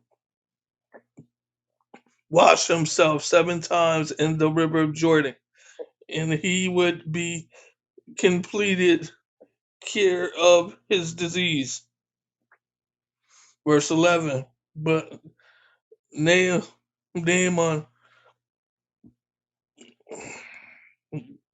left in a region, saying, I thought that you would at, at least come out to me, pray to Yahweh your Elohim, wave his hand over the disease spot and cure me. Besides, aren't the rivers Abin, Abin and Pa, wait, Fasher back in Darius better than Damascus? All right, better than any river in Israel. I can have washed into them and been cured.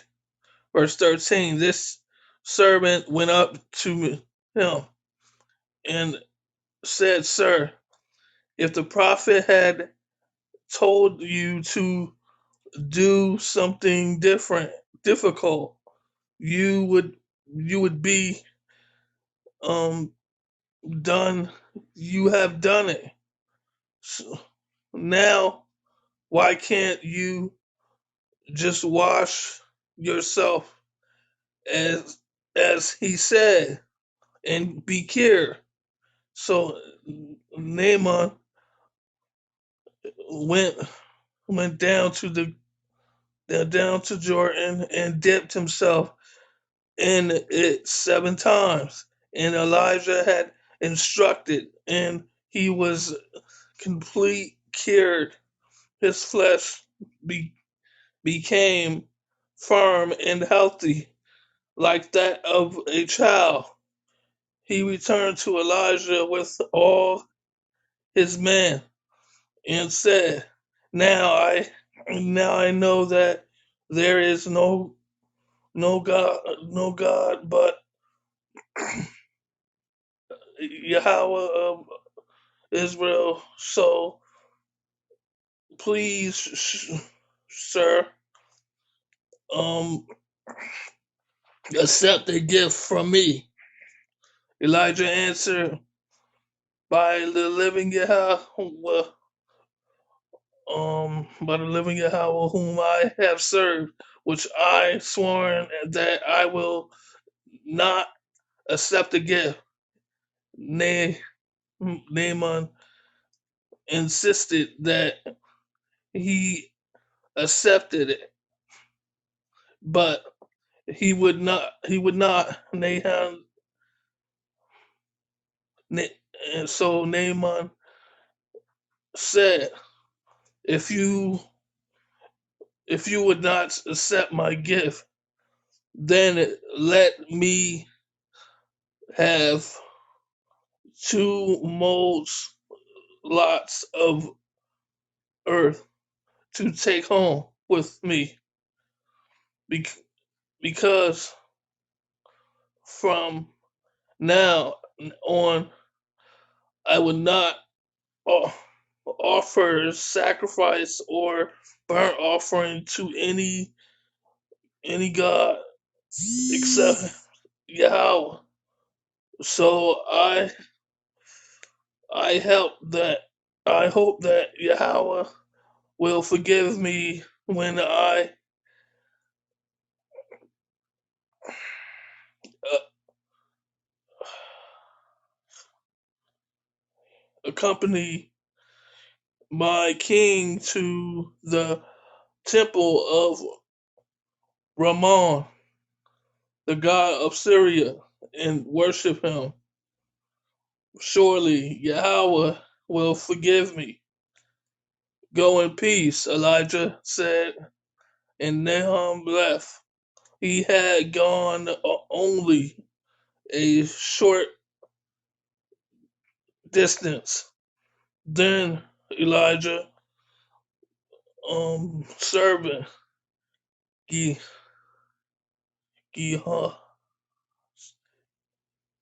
Gehazi, said to himself, my master has let Naaman get he have let Naaman get away with paying a thing. He should be accepting what the Syrians offered him by living Yahweh. I will run after him and get himself from him. So he set off after Naaman. When Naaman saw a man running after him, he got down from his chariot to meet him and asked, is anything wrong? No, Ge- Gehazi answered. But my master sent me to tell you that just now two members of groups of the prophet in the hills countries of Ephraim arrived, and he would like to even he would like to give them 3,000 pieces of silver, 2 shekels of fine cloth. Please take 6,000 shekels, 6,000 pieces of silver to Nahum, 6,000 pieces of shekels. I mean,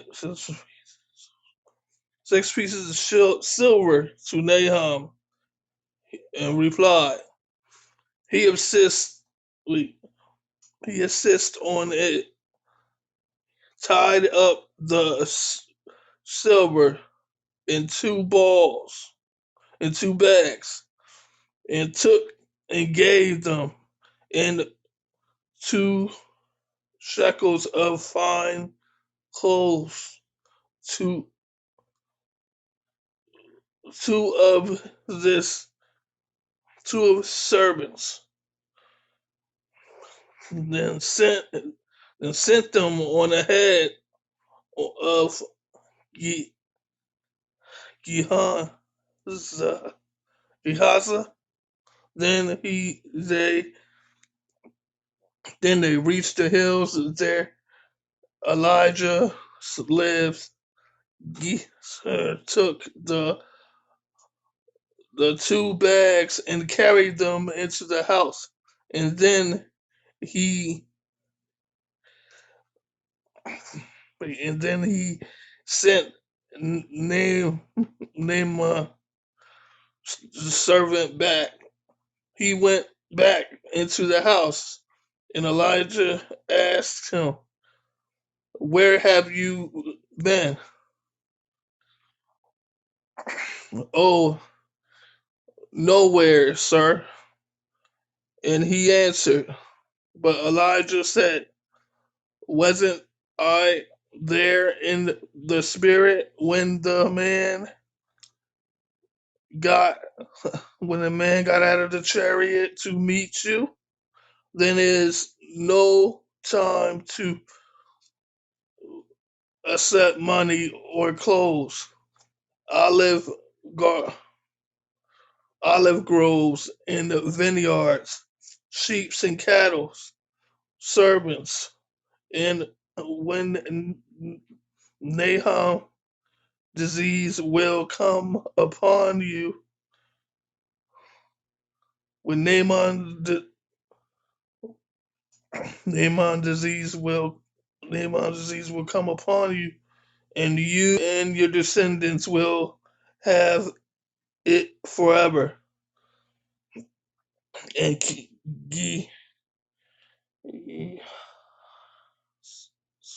Gehazi left. He had the disease. His skin was as white as snow. Shalom.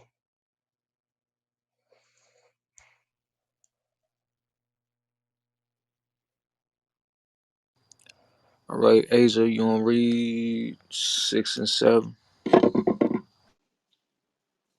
And the sons of the prophets said to Oh no, I said Elisha, Asia. Asia, she hasn't read yet, unless she busy. Isaac, you good to read? One of y'all, and get everybody a turn. I'm driving right now. I can't even read. All right, bet. You good, Asia?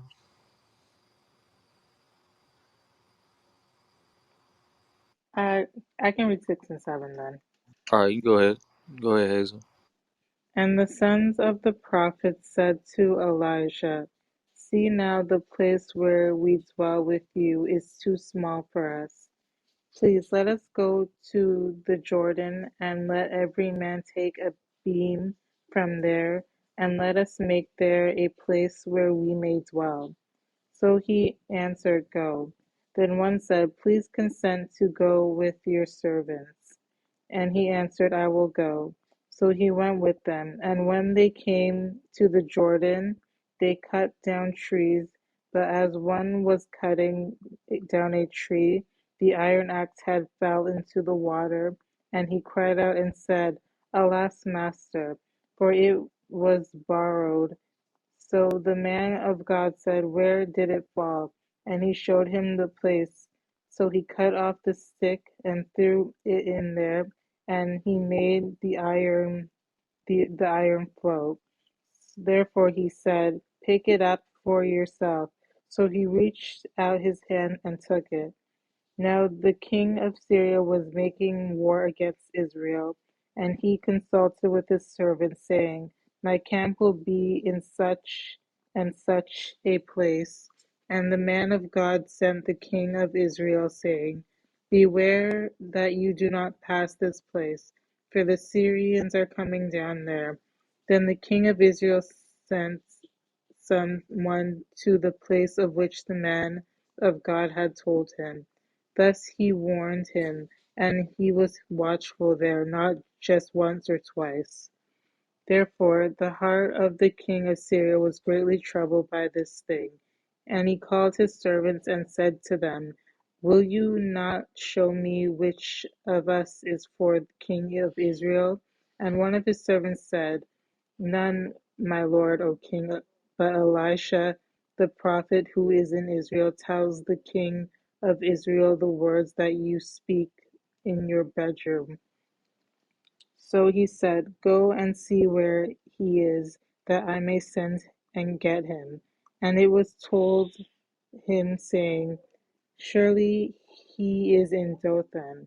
Therefore he sent horses and chariots and a great army there, and there came by night and surrounded the city. And when the servant of the man of God arose early and went out, there was an army surrounding the city with horses and chariots. And his servant said to him, Alas, my master, what shall we do? So he answered, Do not fear, for those who are with us are more than those who are with them. And Elisha prayed and said, Lord, I pray, open his eyes that he may see. Then the Lord opened the eyes of the young man, and he saw. And behold, the mountain was full of horses and chariots of fire all around Elijah. So when the Syrians came down to him, Elijah prayed to the Lord and said, Strike these people, I pray, with blindness. And he struck them with blindness according to the word of Elisha. Now Elijah said to them, This is not the way, nor is this the city. Follow me, and I will bring you to the man whom you seek. But he led them to Samaria. And so it was, when they had come to Samaria, that Elijah said, Lord, open the eyes of the horsemen, of these men, that they may see. And the Lord opened their eyes, and they saw, and there they were inside Samaria. Now when the king of Israel saw them, he said to Elisha, My father, shall I kill them? Shall I kill them? But he answered, You shall not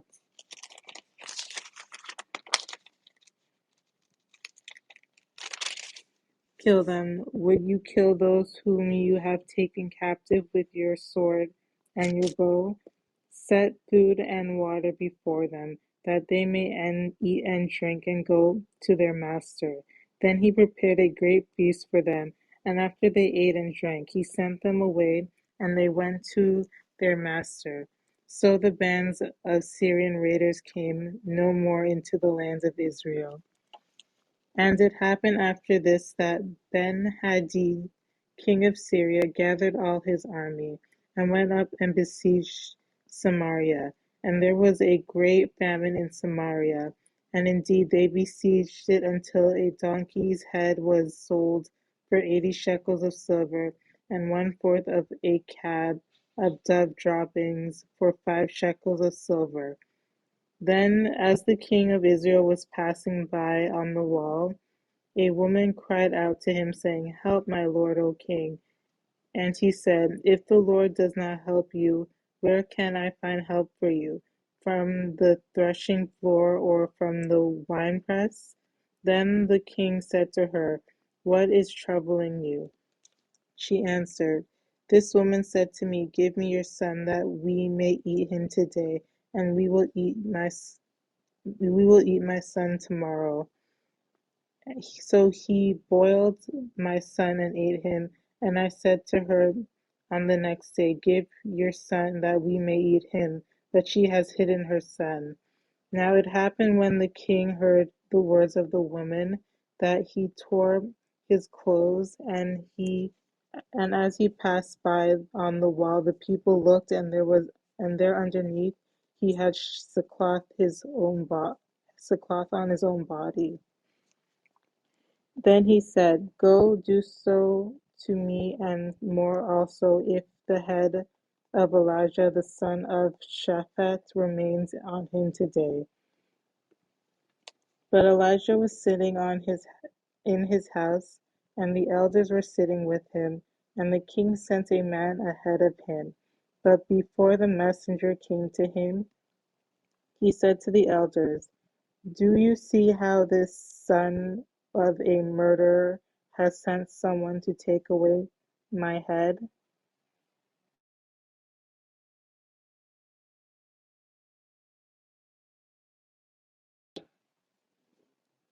Um, Take away the messenger come. Do you see how this son of a murderer has sent someone to take away my head? Look, when the messenger comes, shut the door and hold him fast at the door. Is not the sound of his master's feet behind him? And while he was still talking with them, there was the messenger coming down to him. And then the king said, "Surely this calamity is from the Lord. Why should I wait for the Lord any longer?" 7. Then Elijah said, "Hear the word of the Lord. Thus says the Lord, tomorrow about this time a seah of fine flour shall be sold for a shekel, and 2 seahs of barley for a shekel, and at the gate of Samaria." So an officer on whose hand the king leaned answered the man of God and said, "Look, if the Lord would make windows in heaven, could this thing be?" And he said, "In fact, you shall see it with your eyes, but you shall not eat of it." Now there were 4 leprous men at the entrance of the gate, and they said to one another, "Why are we sitting here until we die? If we say we will enter the city, the famine is in the city, and we shall die there. And if we sit here, we also die. Now therefore come, let us surrender to the army of the Syrians. If they keep us alive, we shall live, but if they kill us, we shall only die." And they rose at twilight to go to the camp of the Syrians. And when they had come to the outskirts of the Syrian camp, to their surprise no one was there, for the Lord had caused the army of the Syrians to hear the noise of chariots and the noise of horses and the noise of the great army. So they said to one another, "Look, the king of Israel has hired against us the kings of the Hittites and the kings of the Egyptians to attack us." Therefore they arose and fled at twilight, and left the camp intact, their tents, their horses, and their donkeys, and they fled for their lives. And when these lepers came to the outskirts of the camp, they went into one tent and ate and drank and carried from it silver and gold and clothing, and went and hid them. Then they came back and entered another tent and carried of there also and carried some from there also, and went and hid it. Then they said to one another, We are not doing right. This is the day of good news, and we remain silent. If we wait until morning light, some punishment will come upon us. Now therefore come, let us go to tell the king's household." So they went and called to the gatekeepers of the city, and told them, saying, "We went to the Syrian camp, and surprisingly no one was there, not a human sound, only horses and donkeys tied, and the tents intact." And the gatekeepers called out, and they told it to the king's household. So the king arose in the night and said to his servants, Let me now tell you what the Syrians have done to us. They know that we are hungry, therefore they have gone out of the camp to hide themselves in the field city. We shall catch them alive and get into the city.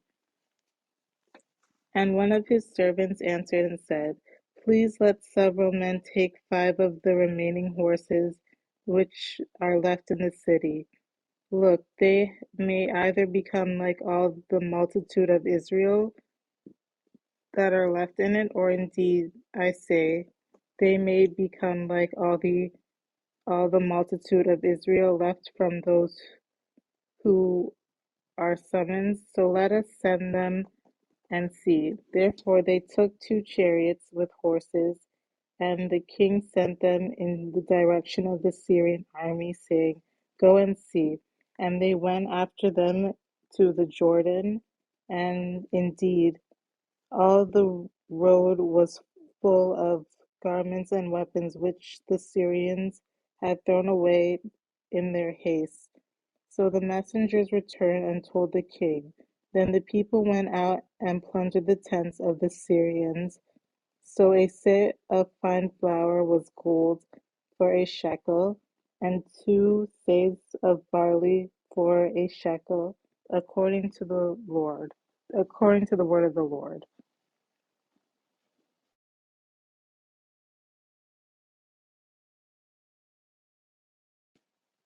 Now the king had appointed the officer on whose hand he leaned to have charge of the gate. But the people trampled him in the gate, and he died just as the man of God had said, who spoken when the king came down to him. So it happened just as the man of God had spoken to the king, saying, 2 seahs of barley for a shekel, and a seah of fine flour for a shekel, shall be sold tomorrow about this time in the gate of Samaria. Then that officer had answered the man of God, and said, Now look, if the Lord would make windows in heaven, could such a thing be? And he had said, In fact, you shall see it with your own eyes, but you shall not eat of it. And so it happened to him, for the people trampled him in the gate, and he died. Chapter 8.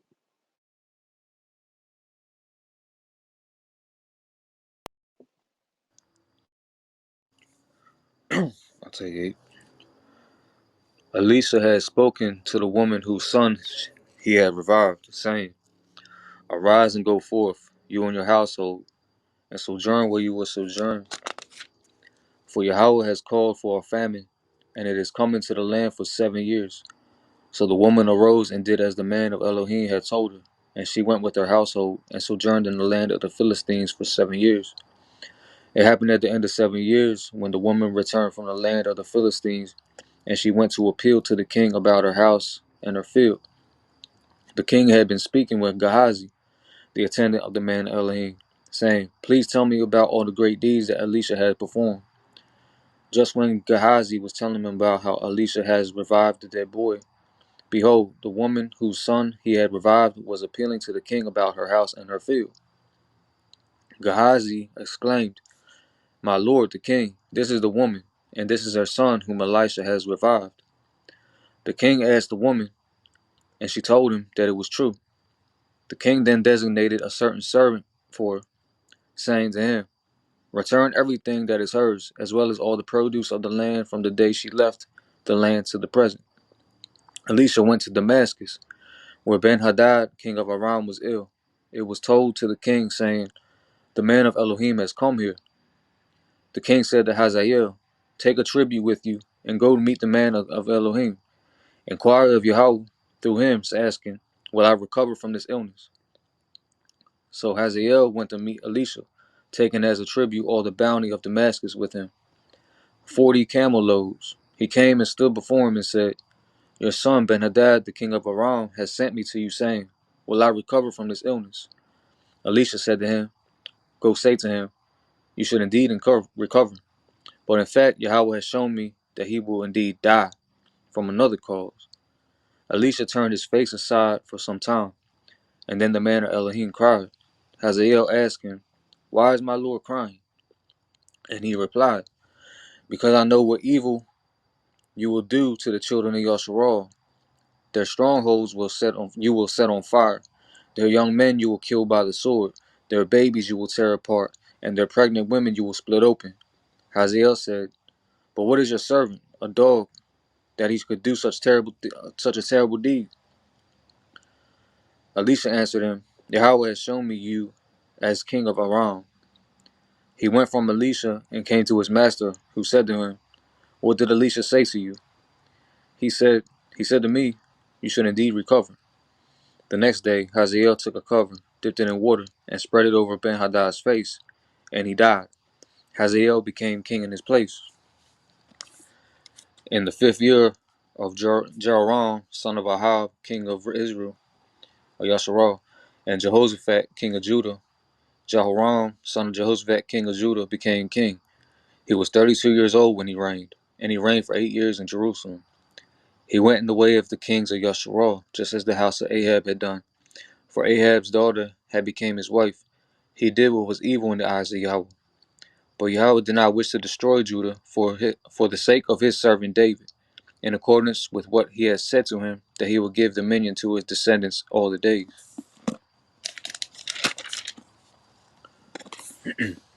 In his days, Edom rebelled against the rule of Judah, and they appointed a king over themselves. So Jehoram went to Zaire and took all his chariots with him. He rose in the night and smote Edom, which had surrounded him, and the chariot captains. Then the people fled back to their tents. But Edom rebelled against being under the hand of Judah to this day. Then Libnah rebelled at that time. The rest of the deeds of Jehoram and all that he did, behold, they are recorded in the book of the Chronicles of the kings of Judah. Jehoram lay with his forefathers and was buried with his forefathers in the city of David, and his son Ahaziah reigned in his place. In the 12th year of Jehoram, son of Ahab, king of Yasharal, Ahaziah, the son of Jehoram, king of Judah, became king. Ahaziah was 22 years old when he became king, and he reigned for 1 year in Jerusalem. His mother's name was Athaliah, the granddaughter of Omri, king of Yasharal. He followed the way of the house of Ahab, and did what was evil in the eyes of Yahweh, like the house of Ahab, for he was the son of a grandson-in-law of the house of Ahab. Ahaziah went with Jehoram, son of Ahab, to war against Hazael, king of Aram, at Ramoth Gilead, and the Arameans wounded Jehoram. King Jehoram returned to convalesce in Jezreel from the wounds that the Arameans had inflicted upon him at Ramah as he battled against Hazael, king of Aram. Ahaziah, son of Jehoram, king of Judah, went down to visit Jehoram, son of Ahab, in Jezreel, for he was ill. Chapter 9. At that time, Elisha the prophet called one of the prophet's disciples and said to him, Gird your loins, take this jar of oil in your hand, and go to Ramoth Gilead. When you arrive there, find Jehu, son of Jehoshaphat, son of Nimshi. Tell him to arise from his colleagues and bring him into an inner chamber. Then take the jar of oil and pour it on his head and say, Thus said Yahweh, I have anointed you king over Yasharal.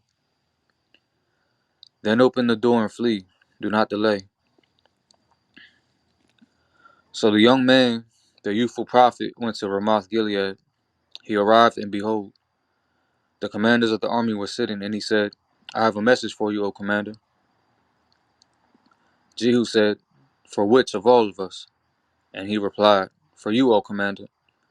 So he arose and went inside. The prophet poured the oil on his head and said to him, Thus said Yahweh, Elohim of Yasharal, I have anointed you king over the people of Yahweh, over Yasharal. You shall strike down your masters, the house of Ahab. Then I shall be avenged of the blood of my servants, the prophets, and the blood of all the servants of Yahweh, from the hand of Jezebel. The entire house of Ahab shall perish. I shall obliterate male offspring from Ahab, and anyone who survives or remains anywhere in Yasharal. And I shall make the house of Ahab like the house of Jeroboam, son of Nebat, and like the house of Bahasha, son of Ahijah. And Jezebel shall be eaten by the dogs in the portion of Jezreel, and no one will bury her. He then opened the door and fled. Jehu went out to his master's servants, and one of them said to him, Is all well? Why did this lunatic come to you? And he said to them, You know that man and his prattle. But they said, It's a lie. Tell us now. He replied, Such and such did he say to me, saying, Thus said Yahweh, I have anointed you king over Yasharal. Hurriedly each of them took his garment and put it underneath him, on top of the steps. They sounded the shofar and said, Jehu has become king. Jehu, son of Jehoshaphat, son of Nimshi, then organized against Jehoram. Jehoram had been protecting Ramoth Gilead, he and all Israel, or Yasharal, against Hazael, king of Aram. And then King Jehoram returned to convalesce in Jezreel from the wounds that the Arameans had inflicted upon him when he was fighting Hazael, king of Aram. Jehu said, if this is truly your will, let no refugee leave the city to go and tell the news in the Jezreelite. Jehu rode and went to Jezreel, for Jehoram was lying there, and Ahaziah, king of Judah, had come down to visit Jehoram. The watchman was standing on the tower in Jezreel, and he saw the company of Jehu as he approached, and he said, I see a company. Jehoram said, select a rider and send him to meet him and ask, do you come in peace? So the horseman went toward him and said, thus said the king, do you come in peace? Jehu said to him, what is it to you whether it is in for peace? Come around to my rear. Oh, that sounds suspect. The watchman reported, saying, the messenger reached them, but he did not return. So he sent the second horseman, who came to them and said, thus said the king, do you come in peace? Jehu said to him, what is it to you whether it is for peace? Come around to my rear. The watchman reported, saying, he has reached them, but has not returned. The driving is like the driving of Jehu, grandson of Nimshi, for he is driving his chariot recklessly. Jehoram then said, harness my chariot. And he harnessed his chariot. Jehoram, king of Yasharal, and Ahaziah, king of Judah, then set out, each man in his chariot, going out towards Jehu. And they encountered him at the portion of land belonging to Naboth the Jezreelite. When Jehoram saw Jehu, he said, do you come in peace, Jehu? And he replied, what is the peace that it should extend to the harlotries of your mother Jezebel and to her abundant witchcraft? Jehoram then the reins in his hands and turned the reins in his hands and fled, and said to Ahaziah, it is a trick, Ahaziah. Jehu drew his bow fully and hit Jehoram between the shoulder blades. The arrow protruded from his heart, and he collapsed in his chariot. Jehu then said to Bidkar, his captain, pick him up, hold up, pick him up and throw him into the portion of the field belonging to Naboth the Jezreelite. For remember that I and you were riding together behind his father Ahab when the prophet of Yahweh proclaimed his prophecy about him. Did I not see the blood of Naboth and the blood of his descendants last night? The word of Yahweh, thus saith Yahweh. I shall therefore bring retribution upon you in this very portion, thus saith Yahweh. So now pick him up and throw him into the portion, according to the word of Yahweh. Ahaziah, king of Judah, saw and he fled by the way of the garden house.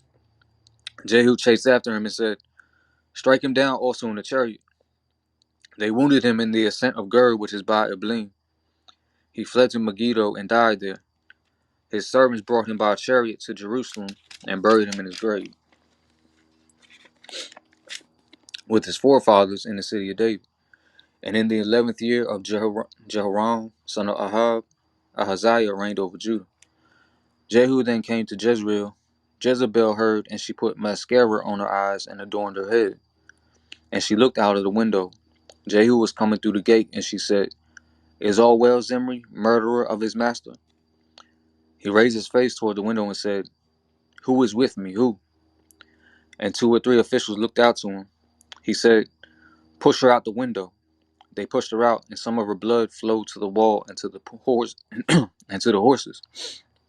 And Jehu trampled her body. He then came in and ate and drank. Then he said, attend to this cursed woman and bury her, for she is the daughter of a king.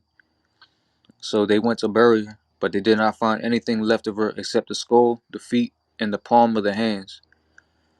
They returned and told him, and he said, it is the word of Yahweh that he spoke through the hand of his servant Elijah the Tishbite, saying, in the portion of Jezreel, The dogs will devour the flesh of Jezebel, and Jezebel's carcass shall be like fertilizer spread over the face of the earth in the portion of Jezreel, so that they will not be able to say, this is Jezebel. Alright, we're in chapter 10. Devonai, you want to jump back in on the read? Who? Devonai? Who's that? Oh, Devanya. Okay.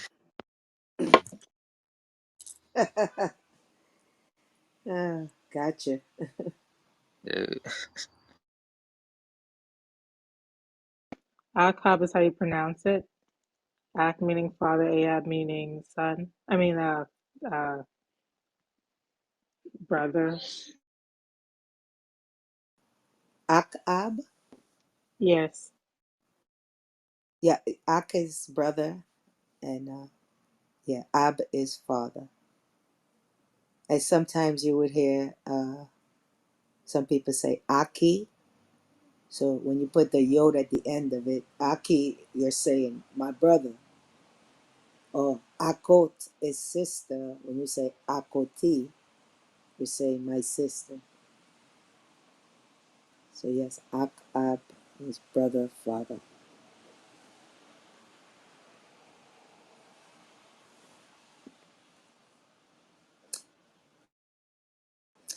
So we're reading from Second Kings chapter 10,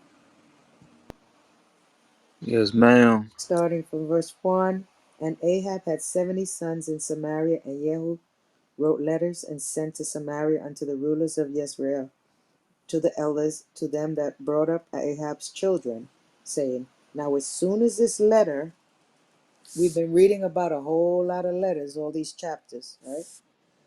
Now as soon as this letter cometh to you, seeing your master's sons are with you, and there are with you chariots and horses, a fenced city also in armor, look even out the best and meetest of your master's son, and set him on his father's throne, and fight for your master's house. But they were exceedingly afraid, and said, Behold, two kings stood not before him. How then shall we stand? And he that was over the house, and he that was over the city, the elders also, and the bringers up of the children, sent to Jehu, saying, We are thy servants, and will do all that thou shalt bid us. We will not make any king.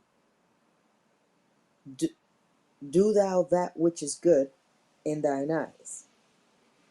Let me pause here. You know, are we going back? We got to remember what's going on here. Jehu was anointed king for Samaria. No, for all of Israel. And you had the king at that. So now you have kings dying and people taking over. But Jehu is still, you know, when they doing all the fighting and people getting demoted and up and bumped and knocked off. So this is a time period here going. So anyway, verse 6 of Second Kings chapter 10 said, Then he rewrote a letter the second time to them, saying, If ye be mine, and ye will hearken unto my voice, take ye the heeds of the men with your master's sons, and come to me to Jezreel by tomorrow this time. Now the king's son, being 70 persons, were with the great men of the city, which brought them up. And it came to pass, when the letter came to them, that they took the king's sons, and slew 70 persons, and put their heads in baskets, and sent him them to Yisrael. In Hebrew, that's actually, if you pronounce in Hebrew, it's Yisrael. Yisrael. The same way these people over there pronounce Yasharel. They say Yisrael. That's how you would pronounce Yisrael, this Jezreel in Hebrew. Uh, verse 8. And there came a messenger, a Malak. And all throughout Kings, it's saying Malak, Malak, Malak, Malak, Malak, Malak, Malak, Malak, Malak, Malak, messenger, messenger, messenger. But whenever convenient, they would put angel. Uh, And there came a Malak and told him, saying, They have brought the heads of the king's son. And he said, Lay ye them in two heaps at the entering of the gate until the morning.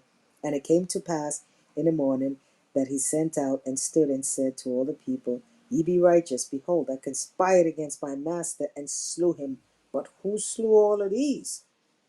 Know now that there shall fall unto the earth nothing of the word of Yahweh, which Yah spake unto the house concerning Achab, for Yah hath done that which he spake by his servant Eliah.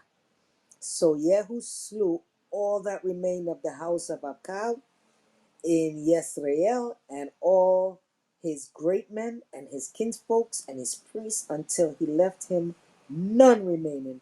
And he arose and departed and came to Samaria. And as he was at the sharing house in the way, Jehu met with the brethren of Achaziah, king of Yahudah, and said, Who are ye?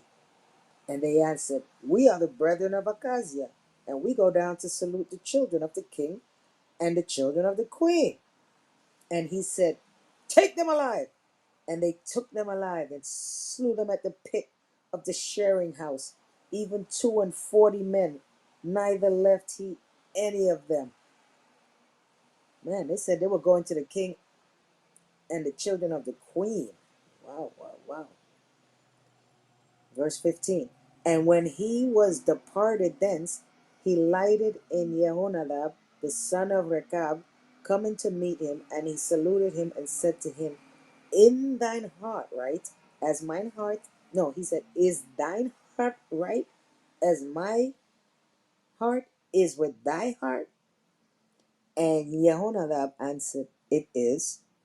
If it be, give me thine hand. And he gave him his hand, and he took him up to the chariot. A lot of significance going on there. And he said, Come with me and see my zeal for Yahweh. So they made him ride in his chariot. And when he came to Samaria, he slew all that remained unto Achab in Samaria till he had destroyed him, according to the saying of Yahweh, which he spoke to Eliah. And Jehu gathered all the people together and said unto him, Achab served Baal a little, but Jehu shall serve him much. Now, therefore, call unto me all the prophets of Baal, all the servants, and all the priests, let alone be wanted, for I have a great sacrifice to do to Baal. Whosoever shall be wanted, he shall not live. But Jehu did it in subtlety, to the intent that he might destroy the worshippers of Baal. Let me pause here. Isn't that similar to what went on in First Kings, with the like with the whole priest with Jezebel, with the slaughter, and he said gather all the priests them of Baal, but don't let them know, and it was him, and they had the whole challenging of, hey, and he doused his bowl with water in the trench and everything, water soaked with water, nobody can light fire, and they were bleeding, they started cutting themselves up, crying out to Baal, and yeah, this it's like that's what I'm saying. A lot of it is so repetitive, different scenario, different eras in time, but it's like the same scenario story being told over and over. That's what I got from here. Okay, Second Kings chapter 10, verse 20. And Jehu said, Proclaim a solemn assembly for Baal. And they proclaimed it. And Jehu sent through all Yasharel, and all the worshippers of Baal came, so that there was not a man left that came not. And they came into the house of Baal, and the house of Baal was full from one end to another. And he said unto him, That was over the vestry. No, and he said unto him that was over the vestry, Bring forth vestments for all the worshippers of Baal. And he brought them forth vestments. Basically, he marking them. And when they went in to offer sacrifices and burnt offerings, Jehu appointed 80 men without, outside, and said, If any of the men whom I have brought into your hands escape, he that letteth him go, his life shall be for the life of him. Anybody escape here, you gonna die too. Verse 25. And it came to pass, as soon as he had made an end of the offering, the burnt offering, that Jehu said to the guard and to the captains, Go in. No, he said to them, Go in and slay them. Let none come forth. And they smote them in the edge of the with the edge of the sword. And the guard and the captains cast them out, and went to the city of the house of Baal. And they brought forth the images out of the house of Baal and burnt them. Verse 27. And they broke down the image of Baal and broke down the house of Baal and made it a draught house unto this day. Then Jehu destroyed Baal out of Yasharel. Howbeit, from the sins of Jeroboam, the sons of Nebat, who made Yasharel to sin, Jehu departed not from after them. To wit, the golden calves that were in Bethel and that were in Dan. Ooh, till this day, Dan's name remain in the mouth till this day. Look how far, look how many centuries we went by, and still, they're still making calves like that was in the city of Dan. Wow. And Yah said unto Jehu, because thou hast done well in executing that which is right in mine eyes, and hast done unto the house of Achab according to all that was in mine heart, thy children in the fourth generation shall sit on the throne of Yasharel. Now we got to go back to Chronicles and then look at the generations of Yehu, and then we will see who is the fourth son from him and see, right? That's how we check scriptures. So verse 31. But Yehu took no heed to walk in the law of Yah Elohim of Yasharel with all his heart, for he departed not from the sins of Jeroboam, which made Yasharel to sin. In those days, Yahweh began to cut Yasharel short, and Kazael smote them in all the coast of Yasharel. Remember, Kazael was one of them who Ezekiel anointed? Yah had literally anointed this guy not to do good for him. He was like had intent. He was like the left hand of Yah. You know what they call angels on the left, angels on the right. Yeah, he was what you call the ones on the left that Yah used, like Nebuchadnezzar. 33. From Jordan eastward, all the land of Gilead. This is verse 33. From Jordan eastward, all the land of Gilead, the Gadites and the Reubenites and the Massonites and Aroer, which is by the river of Arnon, even Gilead and Bashan. And verse 34. Now the rest of the acts of Jehu and all that he did and all his might, are they not written in the book of Chronicles of the kings of Yasharel? And Jehu slept with his fathers, and they buried him in Samaria. And Jehoahaz and his son reigned in his stead. And the time that Jehu reigned over Yasharel in Samaria was 28 years. Again, these are all little clues for those who are doing chronology. There are many clues where it tells you the age, how long, how when they were born, how old they are when they rule, how long it was when they died, and how old the next person took over. So again, anyone out there in chronology, many clues in there uh, for that. And that was their reading at the end of Second Kings chapter 10. You want me to read the next one, or you have Yeah. someone? Oh, you can go. Second Kings chapter 11. And when Atalia, the mother of Achaziah, saw that her son was dead, she arose and destroyed all the seed royal. And Yehosheba and the daughter of King Joram, sister of Achaziah, took Joash, the son of Achaziah, and stole him from among the king's sons which were slain. And they hid him, even him and his nurse, in the bedchamber from Athaliah, so that he was not slain. Oh, yo, bless this daughter here. Bless this daughter here, man. She was huge. She was huge for us. And he was with her, and he was with her hid in the house of Yahweh 6 years, and Athaliah did reign over the land.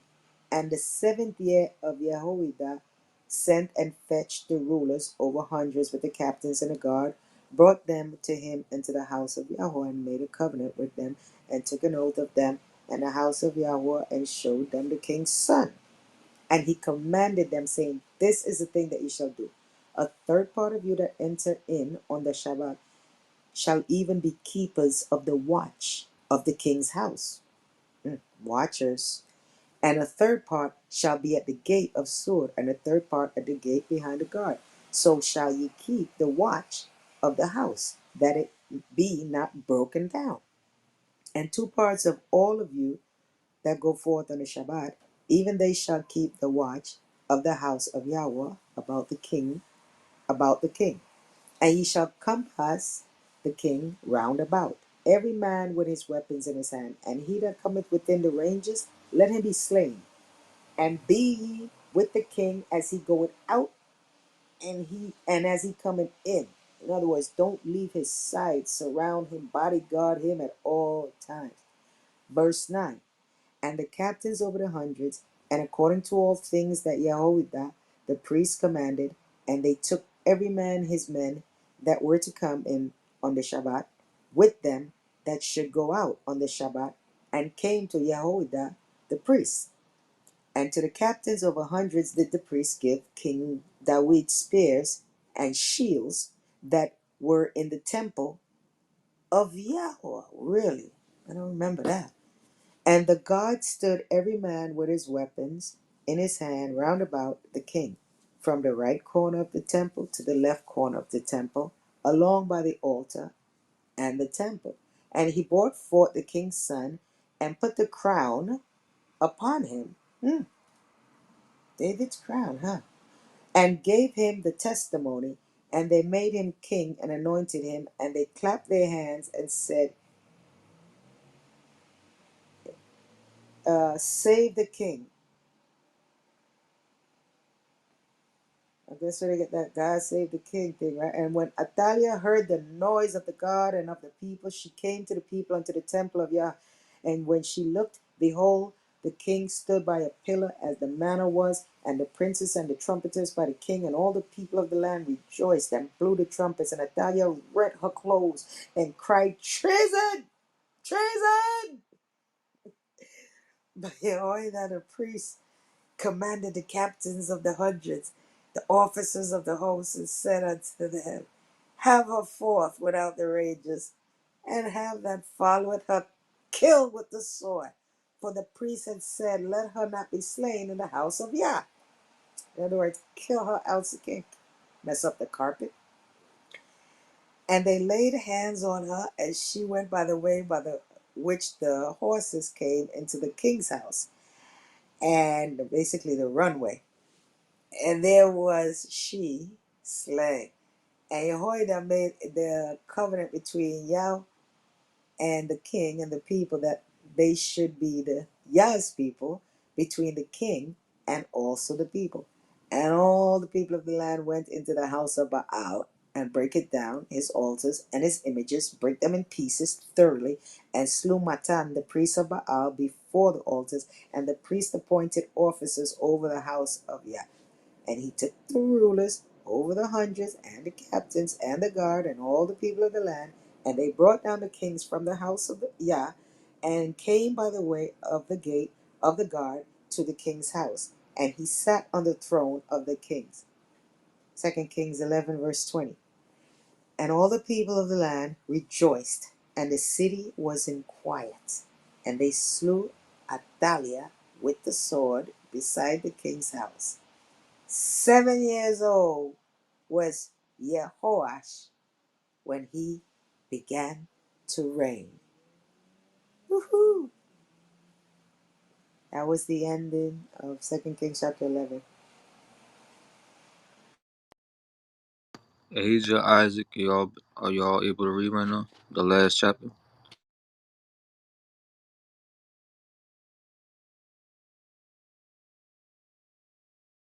You said the last chapter where y'all at? Where y'all at? I just got Yeah. back in the house. 12. If no one reads it, I'll finish it if no one reads it. I can read it. Okay, go ahead. What what chapter? I think 12. it's 12. 12. Yes. 12. Okay. 1 second. 1 second.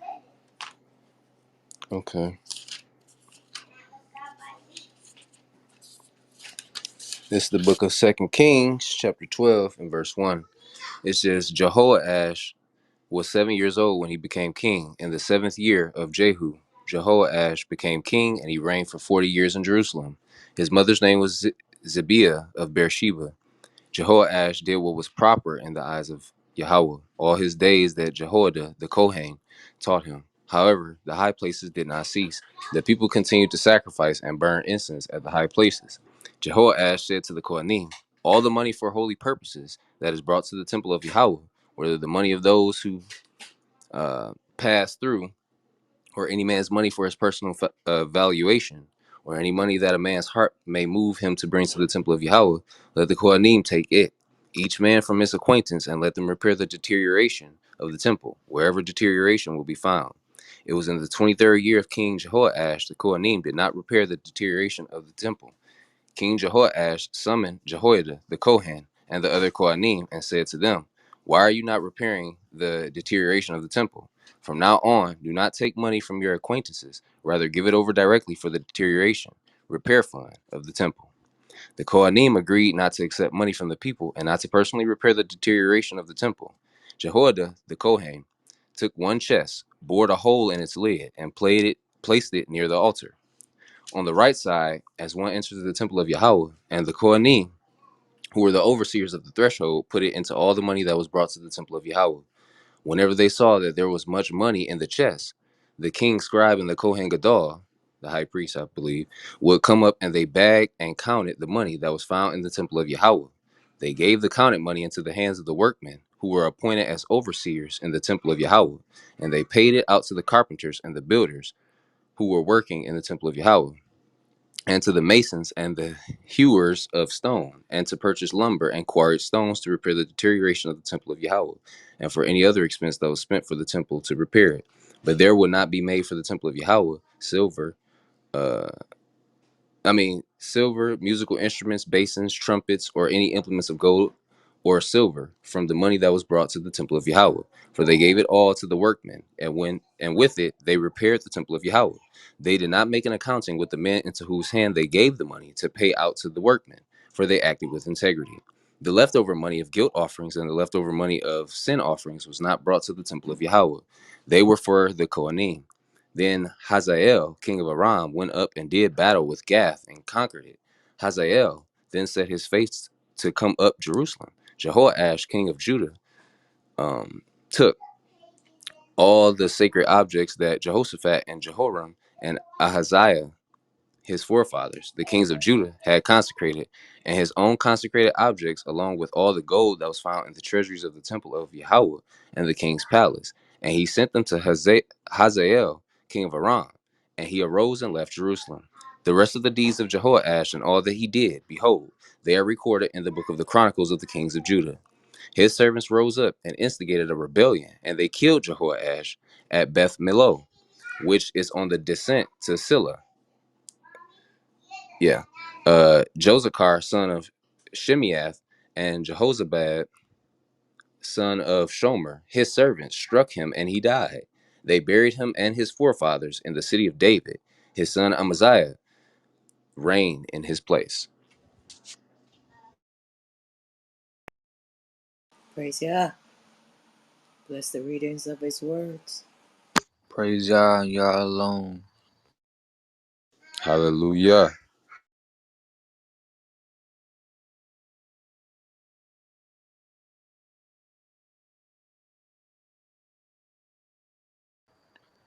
Hey, Menelik, is there anything in the readings that you wanted to touch on?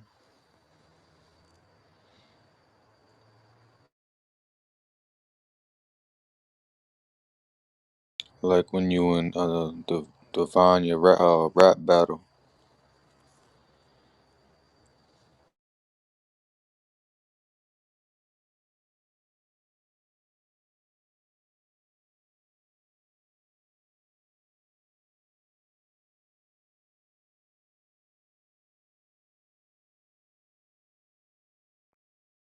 Did we Eli, did we get to that letter yet? from Elijah. I don't think I've seen it yet. I keep seeing letters mentioned, but not necessarily from Elijah.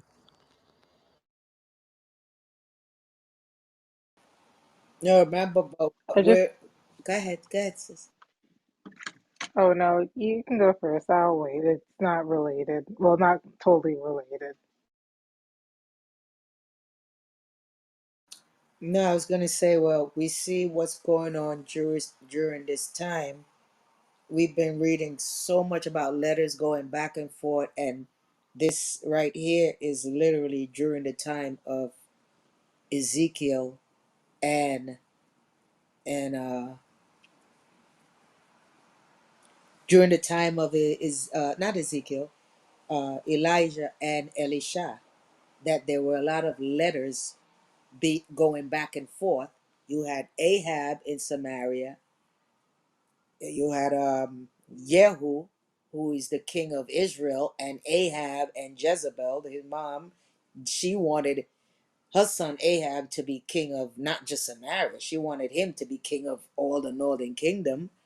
And so they wanted to get rid of Yehu. And it's like the whole war. And then you had the other king who was really ruling there in Samaria. So it's like it was a mess. It was a big mess in that northern kingdom there. Yeah, I you.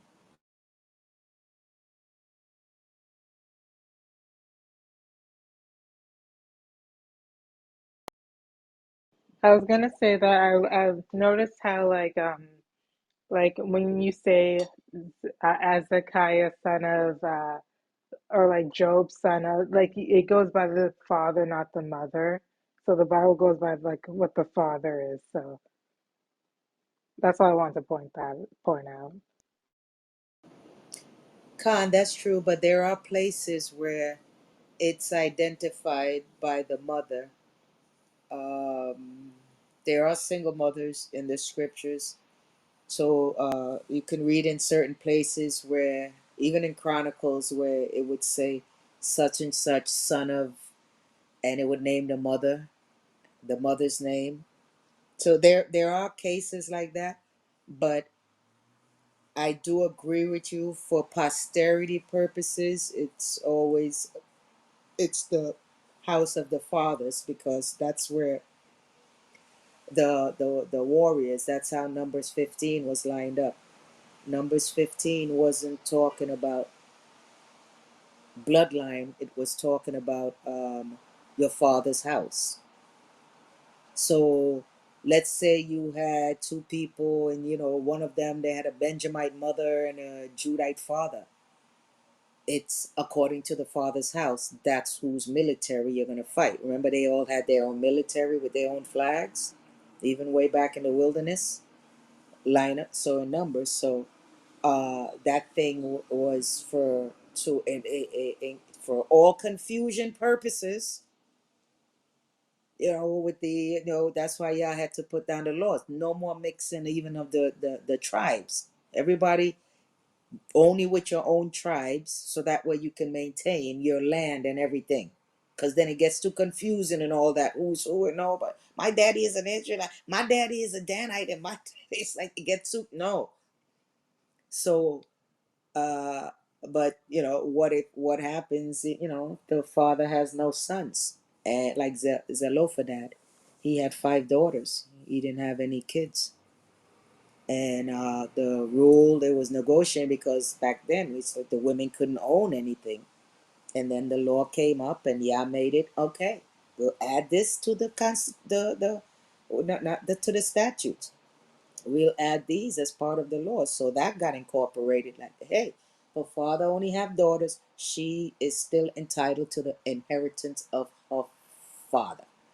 Does not go to his brother or his uncle or anything like that. No, she's entitled to it. But the thing was, we're still supposed to marry a man, and each within our tribe. So go and marry if you're Judah, go and marry a Judite. If you're a Judite woman, go and marry a Judite man. So that way everything still stays within. the tribe. And I also remember reading in the scripture, I think I was reading it, where the Shunammite, she was barren, and the Lord said you would have a son, and she had a son, and when he was a bit older, he went to his father saying, my head hurts, and then he was dead. And like I want to say, like, I remember that she said it is well, and I was like, oh, that's where that song comes from, like, it is well with me, like that song, it is well. Anyone ever heard of it? Yeah, that's on a popular Christian song, right? Yeah, I think Yeah. that's where they get that from. It is well with me. Mm. But yeah, you notice a similarity now with you had Elijah, where that woman, her son died, and he prayed to Yah, and Yah put the nishma the back into, and kid, brought him back to life. So, and then you have Elisha doing the same thing. Yeah. So he definitely did acquire, and that's what we're trying to tell people. They're like, no, it wasn't Joshua that's talking about. It's JC. It wasn't Joshua. And I'm like, but just common sense. You have a living king. He's got sons. He's about to die. You're telling me he's gonna just leave the crown on a mantle? He's got all his sons, and he just what told his sons, no, leave it there, because 2,000 years from now, there's a guy who's gonna be born. That crown is for him. Who's gonna be guarding it for them 2,000 years? Everybody gonna be looking at the crown on the Dutch shelf like, mommy, what is this crown here for? Can we sell it? Can we pawn it? Because it's just been sitting there for centuries. It's like, what is the meaning of passing on? You know, the throne. That's what it means, passing on the throne. And they're like, no, it can't be Joshua. It can't be. It can't be Joshua. Yeah. Well, let them tell you it can't be Elisha then. Ay, ay, ay.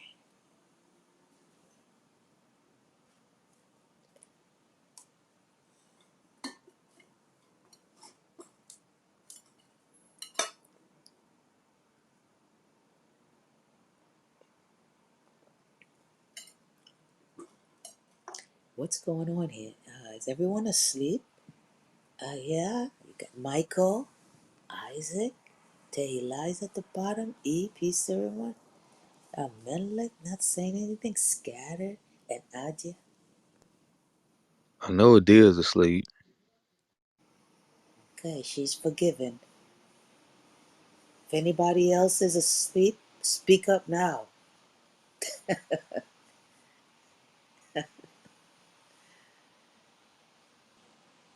That didn't go so well. Okay, so I don't know what are you gonna do? You want to shut it down? Cause Yeah, if we don't got really much else to discuss with it, then don't wanna drag it. I do, however, wanna before we go, I just wanna bring it to everybody's attention. There is a rumor about me going around that I'm claiming that I'm King David. Um, that never came out of my mouth. So if you hear that, you know how things spread. Out of my mouth, I never said that. I simply gave my testimony and my experiences with the Most High. And yeah, right. Oh yeah. Yeah. I have the video of me giving my testimony, and it's on the replays in the meditation prayer room we did on the what day was that? The 31st. Yeah. So anybody they heard it out of my mouth. I never said that. So if you hear it, I'm telling you right now, I never said that. So yeah, that soul is King David doctrine. Don't start preaching that. Just coming from my mouth. Hey, you wanted to come up, bro?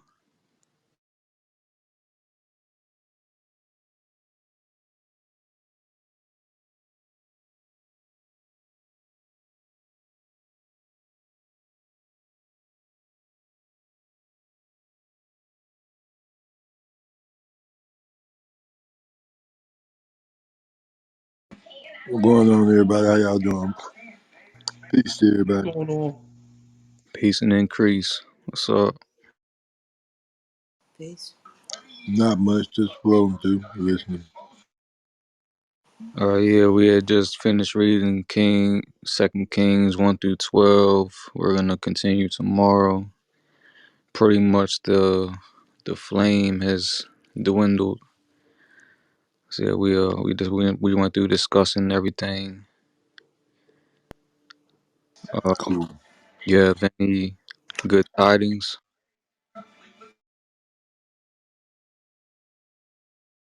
Are you familiar with Second Kings 1 through 12? Give me a little quick rundown of what it was talking about. Like Elijah, Elisha, um, them those characters basically. hmm Yes, sir.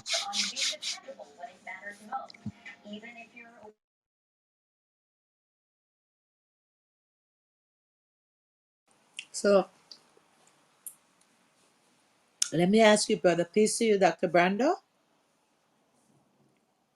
Is that your name? Dr. Brando, Yes. right? Shalom. So, So I brought it out earlier because I just discovered it today myself. Did you know that um that Elijah fasted for 40 days and 40 nights and went up on Mount Horeb? yeah, I remember reading it. Oh, bless you. Man. Yeah, I just saw that for the first time. That was when, at one point, let me get my bearings together right quick.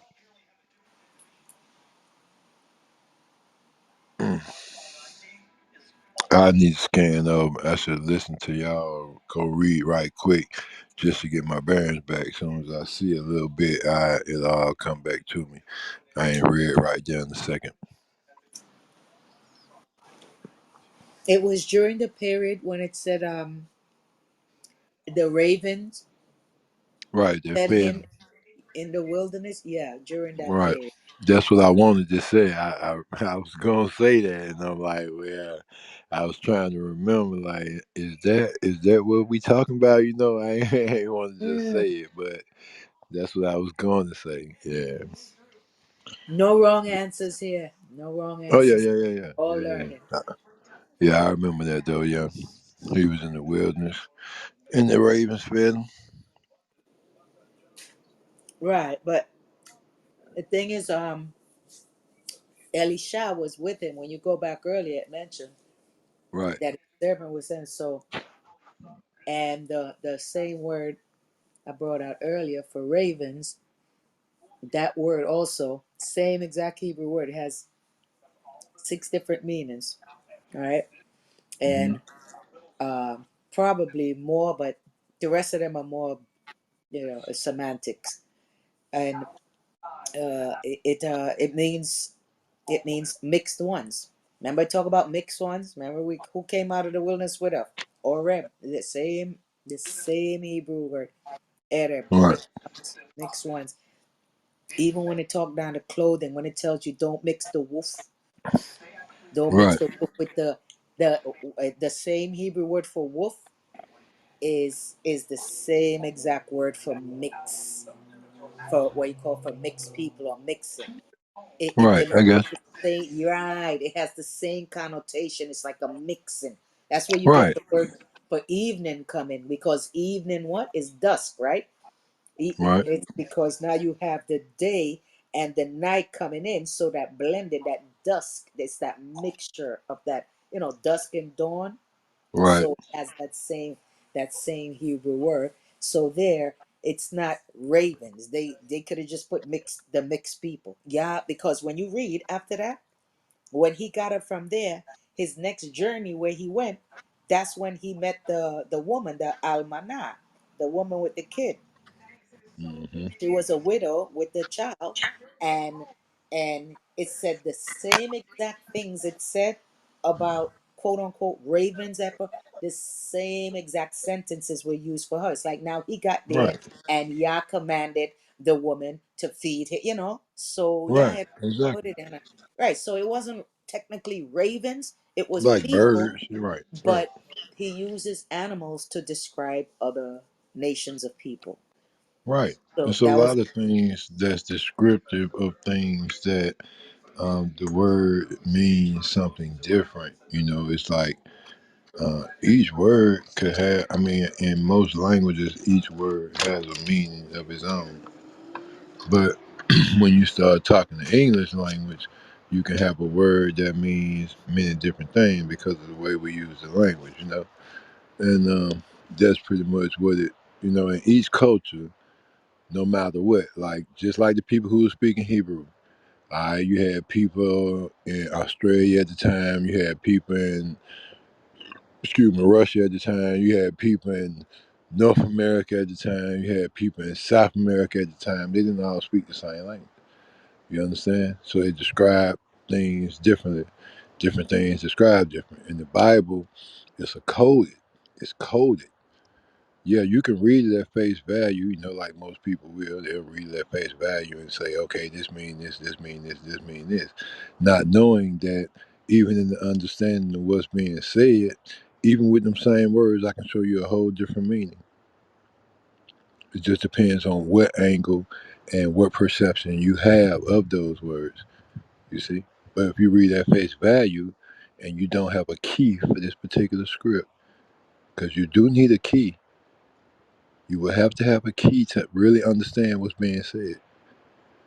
You know what I'm saying? And so, if you, ah right, if you don't have the key, if you ain't looking with the eye of Christ or the eye of the Father, you know what I'm saying, to look and see what's really going on, you know?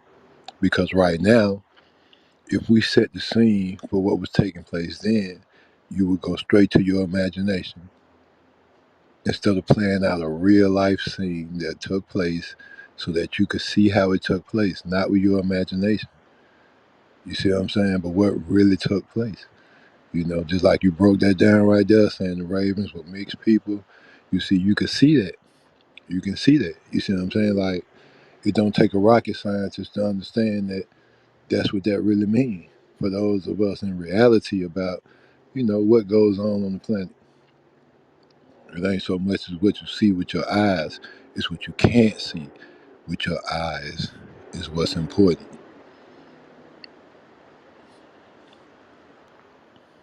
God.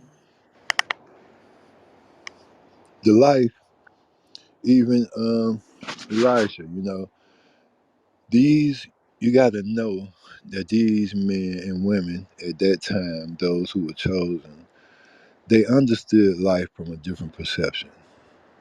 They didn't think of themselves as human. They knew they lived as human, but they didn't think of themselves as a human. They thought of themselves as a spirit, as a ghost, and that's what we all are. But if you take this and use this key when you go back in your scriptures, you'll see even the Most High.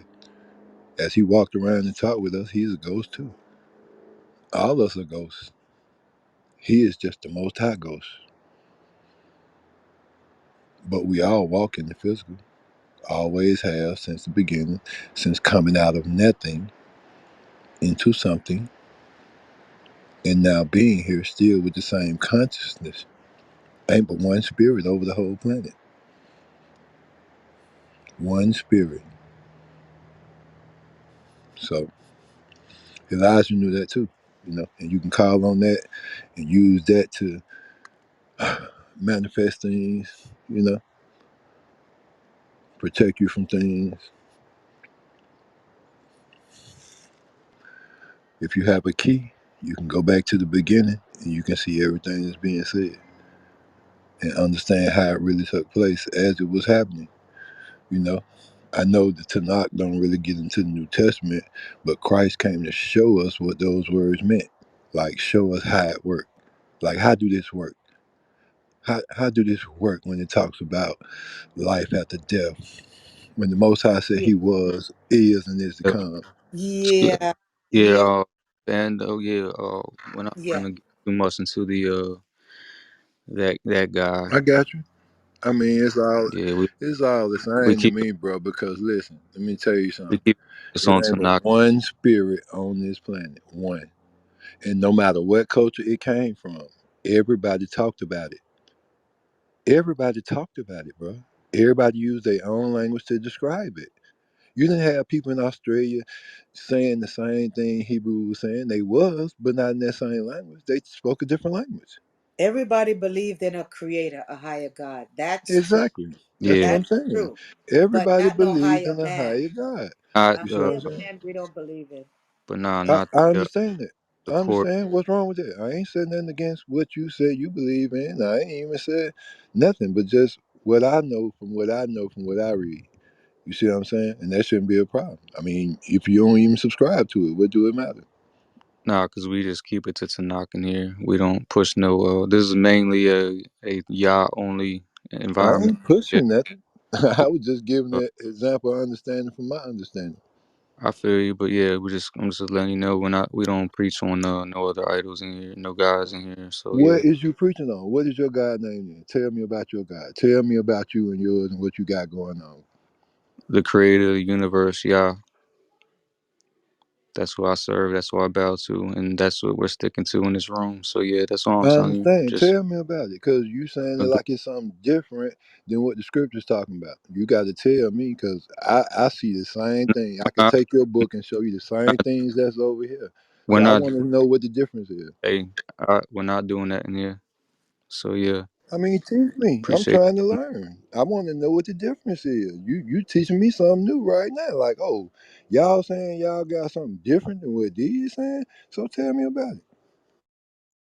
Go through the Tanakh.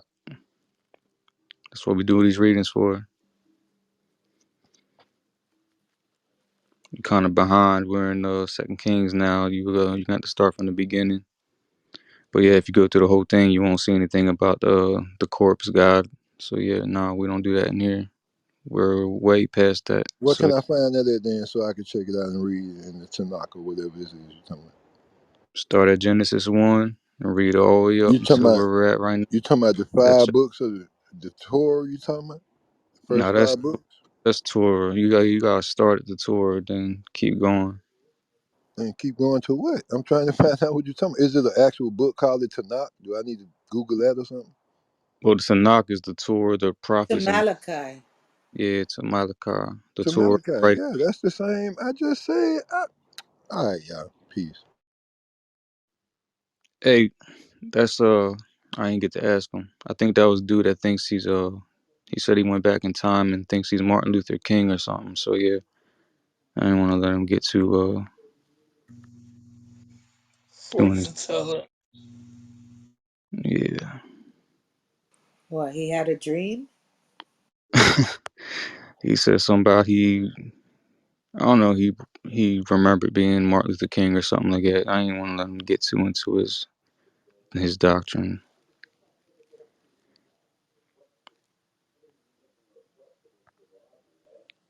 because there's wild doctrines going on here.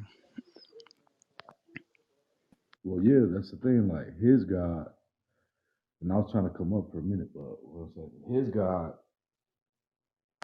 God, right? In his mind, his God is the God of the Bible. In his mind, and only his mind alone. But our God, in Proverbs 28, verse 5, said that we will understand all things if we just seek him. His God need to send somebody else for him to understand something. Yeah, I ain't want to even try and get in no debate or no teaching in here. This was actually about to Yeah, shut the room down. do your What's up? room how you do it. Don't worry about when people start talking that, they try to bait you into Yeah, I know. anything. It's been going on for a while, man. God, Just yeah, I'm gonna say dismiss it though, and yo, move that was a on. good reading, bro. Yeah, exactly. That was a good room, bro. My daughter, she was laying on me. I'm laying down watching y'all on the computer, and she fell asleep on me, man. Listening, man. I appreciate that, man. Yeah, I was wondering where you were. I couldn't move for a But little all bit. I praises. didn't want to wake her up and ruin the little piece, you know what I'm saying? No, all praises. Family first. It's a beautiful thing. Always love to hear fathers with their children. That's a beautiful, beautiful thing to hear. So that's more important. So again, Soul is tired, so he's gonna shut down, right? Who's opening up a room? Yeah, before more MLKs show up. What are MLKs? Just I curious. was Nah, gonna ask the that same. dude that was up here, he I heard him in a room a while back. Come on, bro. You know this shit's on record, bro. Yeah, I know. I'm just saying he thinks he's MLK, Martin Luther King. Let him think what he That's it. wants, man. Man, they can't touch me, man. Martin Luther King. Yeah, but I I ain't trying. thought it was like Messiah Luther King or something like that. I thought it was a twist to it. These brothers coming through, they got some dreams and visions for Yahweh, but they don't know Yahweh. That's crazy. Right. People say I'm bugged out. But yeah, yo, we can go in another room and do a little freestyle. Somebody play some music or something. Blah blah blah. Peace and blessings to the soul. And hey, if they call you Dawid, then maybe they're seeing something that you haven't said. So leave it alone. Remember, Yah made a covenant with Dawid and told Dawid through your seed. So people don't realize a new tracking began with Dawid. And well, the rest you guys gonna have to go and figure it out. I mean, I don't want to do that, but I like people to go and read, so I don't mind dropping clues. But yeah, remember he made a new covenant with David, with your seed, he said, with thy seed. Okay, but all right, we'll move to another room. Right, right. Shalom, everyone. Shalom, peace and increase to the room. Same to you. Y'all bless. Yeah, Yeah. Well, bless you too.